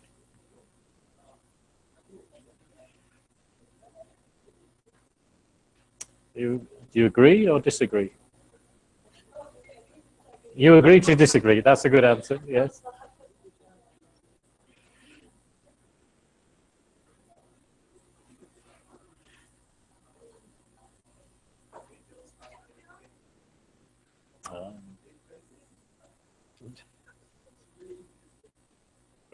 Do you agree or disagree between the three of you?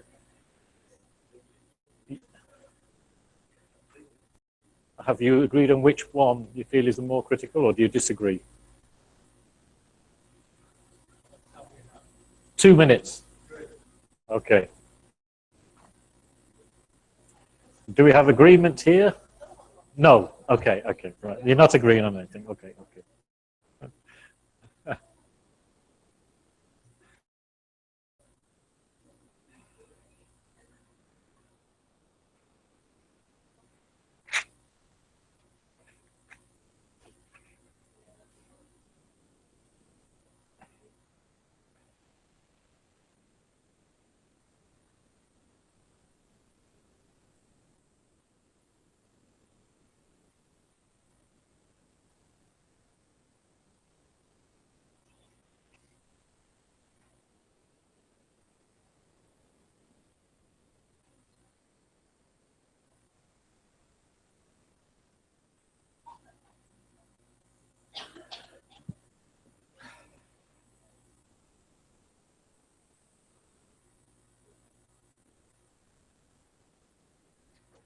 30 seconds.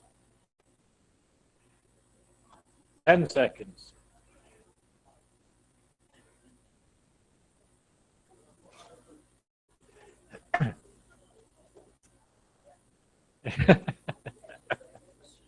Okay, okay.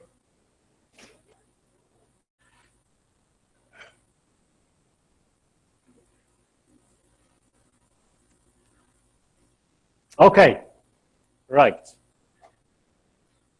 So, first of all, the groups, were you able to agree or not? You disagreed, or we agreed to disagree? Agree, agree, agree. Do you agree or disagree in your group? You agree and disagree, okay. And here? It is the question, yes.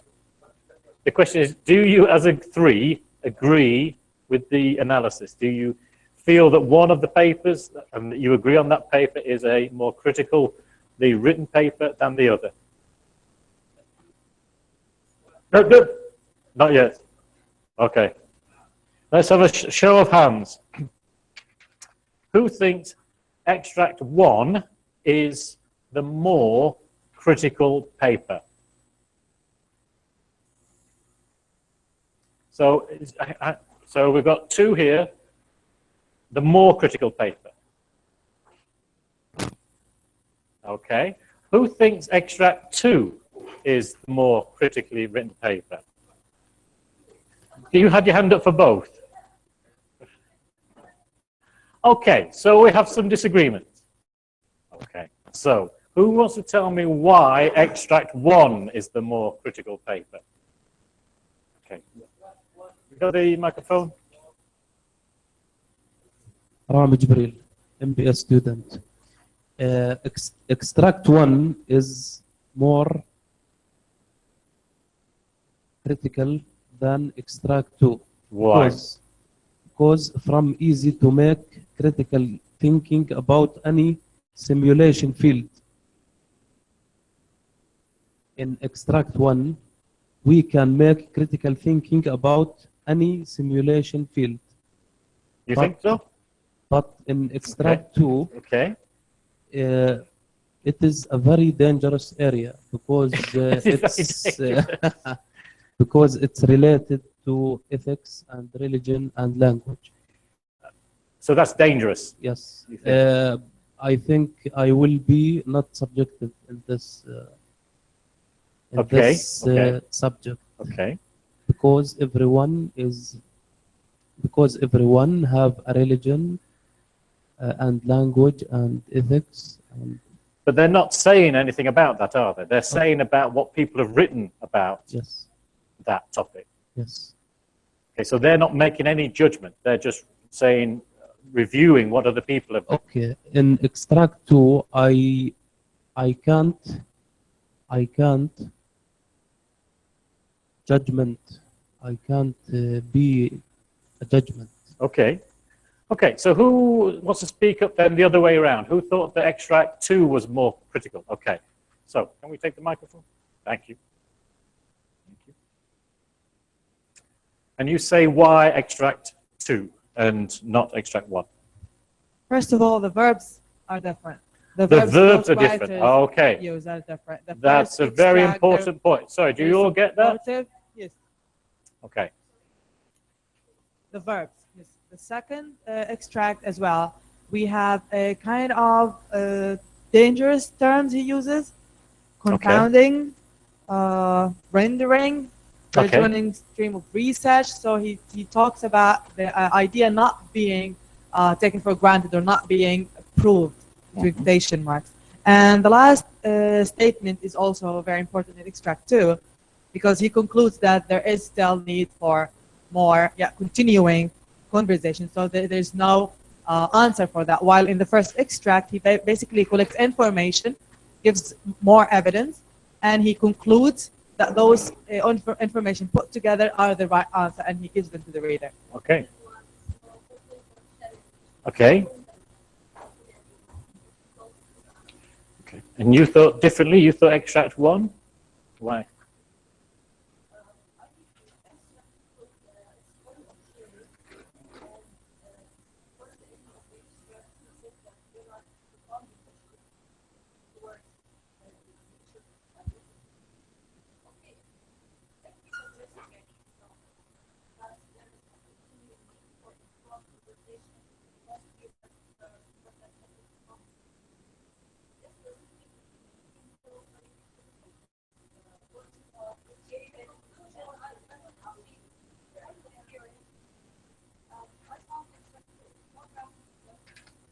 Extract 1.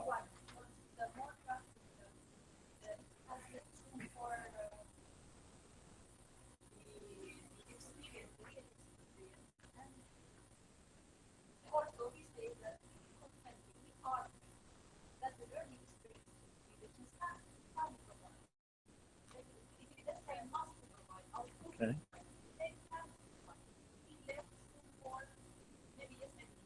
Okay.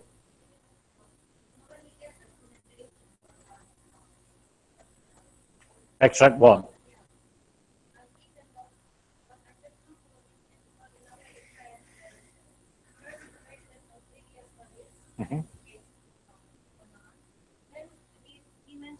Then he said, however, and he continued, which is something interesting. And also, I noticed the referencing.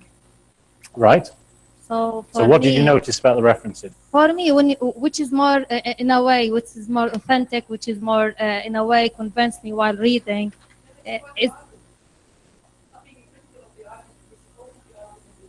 I understand, but to me, and so when I look at the paper, this is the thing I noticed as a person. The first thing I noticed the authenticity, who's the reference, then how he provide the arguments, and if every argument based on what, and then the recommendations that I came out with. Then I come out with my own judgments based on evidence. Sorry, this gentleman. Okay, I want to add something that a close reading with a text. I looked at these articles as text, literary text maybe, and I applied a close reading on them. A close reading? Close reading, That's yes. like a rational reading, Close, or a logical reading, or an objective reading. It's a literary term. Close reading to examine the verbs, the words, prepositions. That's good. These things, yes. In extract 2, we can see here the verb suggest, okay? Suggest. So it's not a fact, it's a suggestion. Argued, okay? We have other words like people with more scope, okay? Not one scope. Okay. And multiple distinct perspectives. So multiplicity, we have here multiplicity, not one. He is not trying to impose on us one idea or one thing.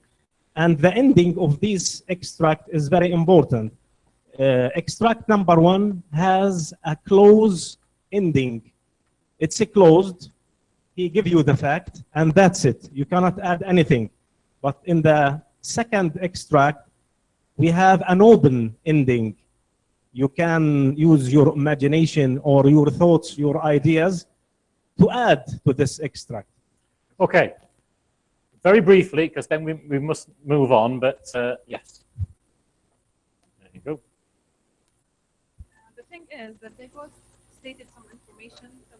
Closely, yeah. They both stated some information or some assumption.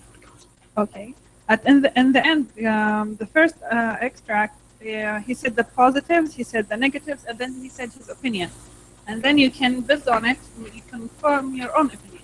Okay. The second one is just information, just the assumption. Maybe you can feel his opinion. Okay. But you can, he didn't leave it open. He just said that is what he thinks. Well, my view, and this is one of the occasions when I think whether it's right or wrong doesn't apply. The answer is it depends. And I'll tell you, when I did this exercise with the French students and faculty, so there were 7 pairs. 6 of them voted for one of the extracts. I'm not going to say which yet. And 1 of them voted for the other extract. Okay, so 6-1. Yours is about 50-50, I think, in the difference. Okay. Almost. Okay. My view, my reading of it, is that extract 1 is less critical. Now, it's not correct, or it could be correct, I suppose. No, it's a view, and I'll explain why. Extract 1 for me just presents work. It doesn't do anything with that work. So the top of after hypothesis development, it says, we briefly review the effectiveness of simulation-based studies. They don't, in my view. What they do is they present simulation-based studies. They don't review. Well, they just represent them. They don't do anything with them. Okay, and this is the thing I say to my students. In most papers, you have a literature review. You will have in your thesis, I guess, a literature review. Yeah, and you will have, if you write a thesis, a literature review to write. The key thing about that, and this is perhaps my biggest annoyance with academic writers, is that a literature review too often is not a review. It's just a representation of literature. The author has not done anything with it. They've just reproduced it in a slightly different way. And for me, that is not a review. So I would criticize extract 1 for that. Extract 2, I happen to know the author, so that may influence me. He was one of my supervisors when I did my PhD, possibly. But I think he's fair in his criticisms. I don't think he's criticizing in a negative way. I think he's fair in what he's saying. He's doing something so that reading this extract, you learn a little bit more about the topic. And I'm not sure you do that with extract 1. In France, the 7 pairs that did this, 6 voted for one and 7 voted for the other. Can you guess which way? Which way did the 6 pairs, which paper do you think the 6 pairs said? Jury. They went for 2. They went for Should be for 2. 6 of the groups went for 2. 1 of the groups went for 1. Okay, so it shows in a sense how we can interpret the same text differently because of what we bring to it. Now, I feel I could write a good argument as to why 2 is more critical than 1. If you were asked to do the same, that's what you'd have to do. You'd have to write a convincing argument. Remember about skepticism works both ways. So if I'm your tutor marking this assignment, and your assignment is to convince me, you have to do that. You have to convince me. I'm skeptical, so you have to be so good at writing that you convince me that your judgment is a valid judgment, is a good judgment, is a persuasive judgment.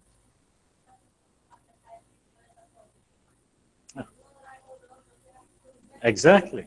So I sit there thinking, I can be convinced, but you're going to have to work for it. Okay? So it shows, again, it's difficult, this thing, this critical thinking, critical writing, because there's no agreement as to what it would look like.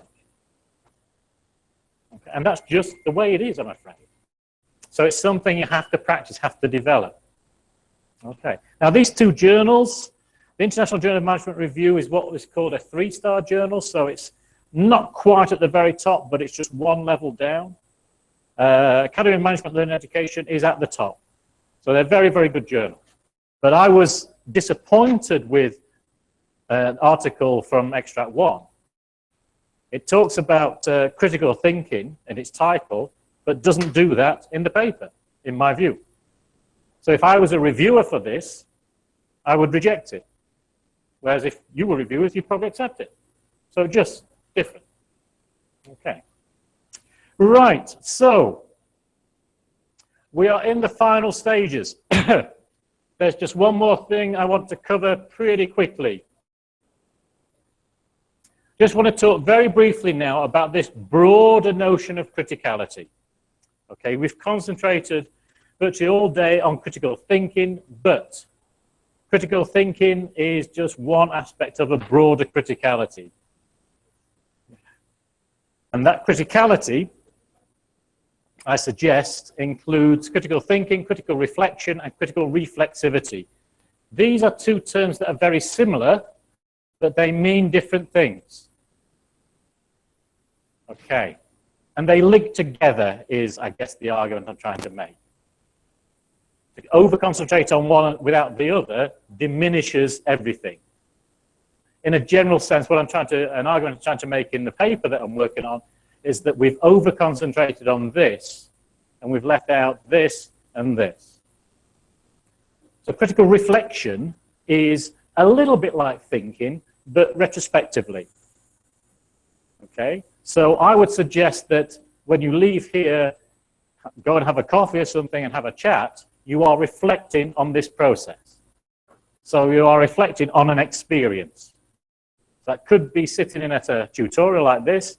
It could be having read an article together or a book together, that you reflect upon it.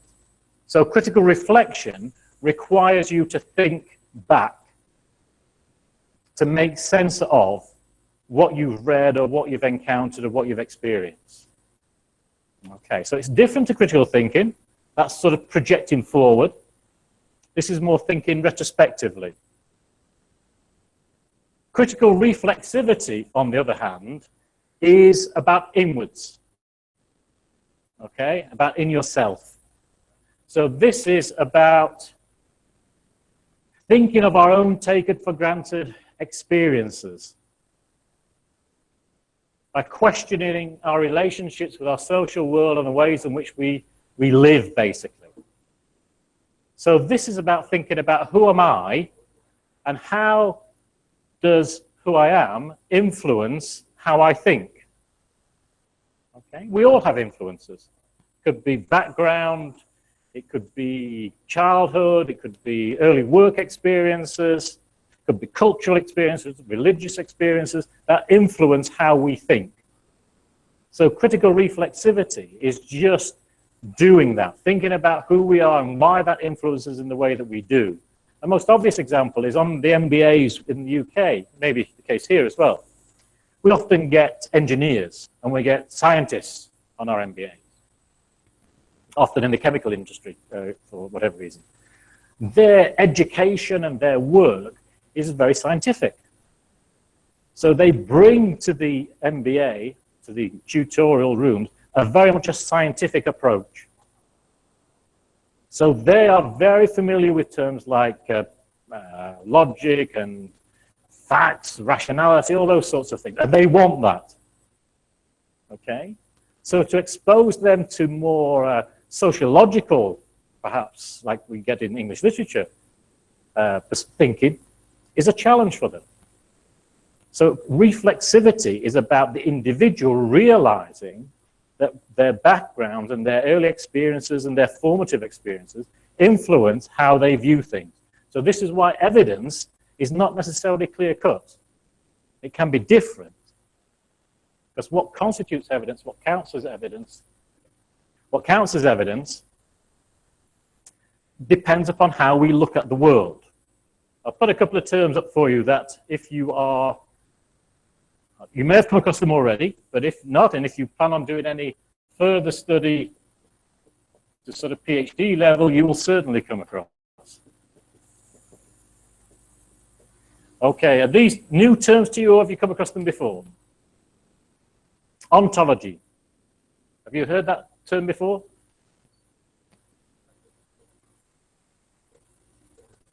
Yeah, it is, sort of. Anybody, ontology? Okay, ontology is really about how you view the world. So your ontological outlook is how you view the world. And it's not necessarily for master's level, but if you get into a deeper level, if you're PhD, I would expect you would do this. You would understand ontology and epistemology. And epistemology is what do we constitute as knowledge based on our ontology? So our ontology influences our epistemology. You come across those terms? Yep, okay. So they matter because they influence our own taken for granted assumptions. Okay. They're not wrong, again. They're not wrong. They're just what we have. They can change. Okay, we can change our ontology. It can move. But things like this help us involve being aware of and then questioning our own ways of being, relating, and acting. Okay. What do we think of as useful knowledge? What do we think of as useful criticism? To a large extent is based upon these things. A couple more slides and then done. Okay. So, critical reflexivity then encourages us to understand ourselves and our place in social realities. How we influence them and how we are shaped by them. Okay, so what influences us in our thinking as we go through our MBA studies or through our MBA studies? What influences us and how we influence it by looking at things in a different way or shaping the way that we see things? A failure then to critically reflect suggests individuals that lack a developed sense of who they are and their place in the world. This is by a guy called, I can't remember his first name now, Raylin. He's an American business academic. So he writes about this sort of stuff. He feels it's very important for managers as well as for academics. It indicates individuals who give little thought to how the assumptions ruling their lives arise and are sustained. So remember, we identified quite a few times that assumptions are important to us. Okay? We all have them. If we're not aware of them, according to Raylin, they begin to rule us. They rule us to the extent that we become unaware of them and are unreflexively aware of them.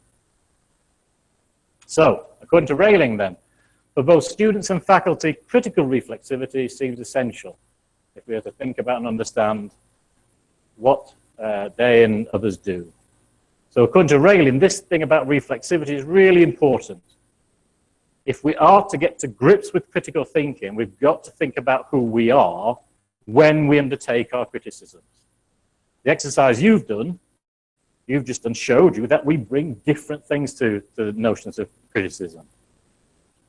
Okay, our 50-50 split was a nice split. The difference, okay, wasn't right or wrong, it was just different. But the key thing is to think, well, why did I answer in the way that I did? Why did I make that judgment? Not that my judgment was right or my judgment was wrong. Why did I do that? Okay, and we can do that by reflecting and reflexivity, thinking back on ourselves and who we are. Yeah, do you want to ask a question? Oh, I thought you, okay. Okay. That is about it. Just before we finish, has anybody got any questions or would like to make any comment that you would like me to speak about or anything else you want to raise? Yes. Thank you. I think we became more critical thinkers. I hope so. That was great. That was great. Oh, thank you. And especially the criticism about Porter. When change occurs, he should change, which I agree 100%. Otherwise, failure is there, waiting for him. Thank you. Thank you for that. Okay. Yes, I want to add something. I want to say that the authors, generally speaking, authors of novels, use this kind of method, critical thinkings. They always, and I can give you an example. They always critique and criticize the society in order to improve it. As we are studying now in English literature, a novel called Mansfield Park. Okay? Jane Austen, which is the author of this novel, criticized and somehow the British society at that time to improve it. The topic of improvement was very obvious there in the novel. So this is a kind of critical thinking. When you look at your society and try to find negative side and also the positive side, because critical issue not only mentioning the negative side, it's negative side and positive side, and you have an aim at the end, which is to improve your society and to make some reforms. So who read much can notice this in the novels. Yeah, thank you. I wouldn't disagree. I have a question. Yeah. I teach kids. Okay. Now, you talked about not liking the question, so what or why. Yes, yes. But when I teach critical thinking for kids, I keep asking them why. Okay. Because kids have limited experiences, so you have to ask them why more and more in order to broaden their way of thinking. Is that wrong to teach? No. Is that not effective to What teach do you think? critical thinking? Well, it's working with me. Okay, if it's working, it's working. Yeah. I mean, ultimately, I'm not going to say do it this way. My comment about that was I see it at master's level, and I don't think it works. But it may be that that's what's needed for children. I don't know. I don't know. Yeah.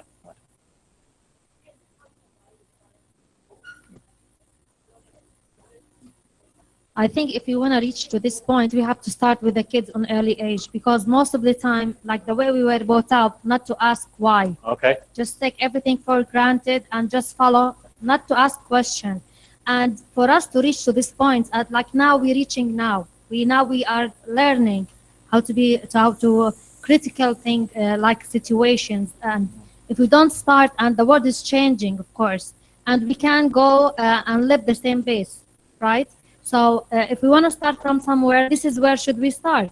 You know, when they say no, when I say no to them, I have to explain myself why, and in order to convince them, and vice versa. So this is how I start building their skills, step by step. This is the way I view it. And as a parent and a grandmother now, I would say, don't think out of the box. You have to throw the box away. Okay.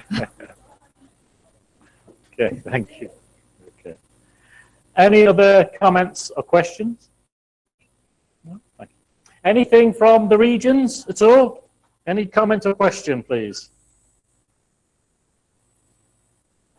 No. Okay, right. In that case, well, I want to thank you for your contributions.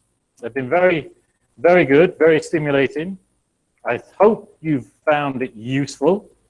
It's been a thank you. It's been a very interesting experience for me. It's been a very good.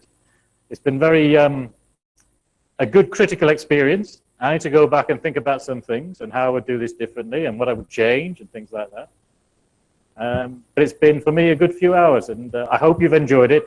And like I say, I just want to thank you as well for your attention and your attendance and for your contributions. We much appreciated. Thank you. Thank you very much, Alex, for the extensive 2 days work, and I think we have learned a lot from that. Now it is my benchmark. The reason I have decided that we'll do critical thinking and pre-MBA, which was yesterday. In the last 3 years, I have some problems when I look into the report from the external examiner coming to my office, and there is no script from the external examiner comments what is the critical thinking, why the student in the Arab Open University, they don't do any critical thinking. And that was not only business, that was in the English and the computing and other programs we have. Then I have discussed with my colleagues, what is the critical thinking? Why this is coming from the external examiner term after term after term. We have to put an end to it. Then with the discussion with my colleagues with the Open University, and then I said I need to find the best person to do the critical thinking. And I never met Alex in the past, part of the MBA validation. He was chairing our panel here in Jordan about 5 months ago, in April, if I remember correctly. And then the Open University, they have to find me the best person to deliver critical thinking. And they point me out to this gentleman here, which I think personally has done wonderful job. Now I hope we have learned from that. The benchmark for me as president for academic affairs will come in the report of the external examiner. And if that comes, I'll be most happier person to say, okay, this one benefiting our institute across the regions, not only for Jordan, but I put a heavy weight on Jordan because the people here as well as the others, they are really showing acceptance of learning. And that's the most important things for us to have our students and lecturers as well. The most important things which impressed me in this day and yesterday, our MBA student as well as the MA student, they were outstanding. Their contribution and the way they thinking, it's really make me proud that we have such outstanding students. And I think I would like to close this session by thanking Alex. Of course, we thanking Dr. Mohammed Abouqdais, the branch director, for his hospitality and making this happening. This is really important. Otherwise, we could not have it without their support. With the team as well, Sinan and his team and everybody else, Abdul Azim and the rest of the team. Sometimes you make small things, but the people behind it is a huge effort to make small things, really. Thank you very much, Dr. Mohammed. Thank you, Dr. Marwan. There is nothing more than what you just said, but I want to thank again Dr. Alex. Many, many thanks to you.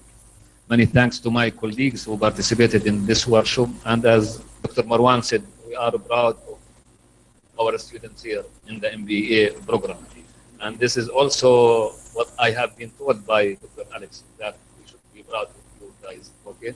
I would like to thank also the IT team and everybody to make who participated in this workshop to make it successful. Thank you again, very much.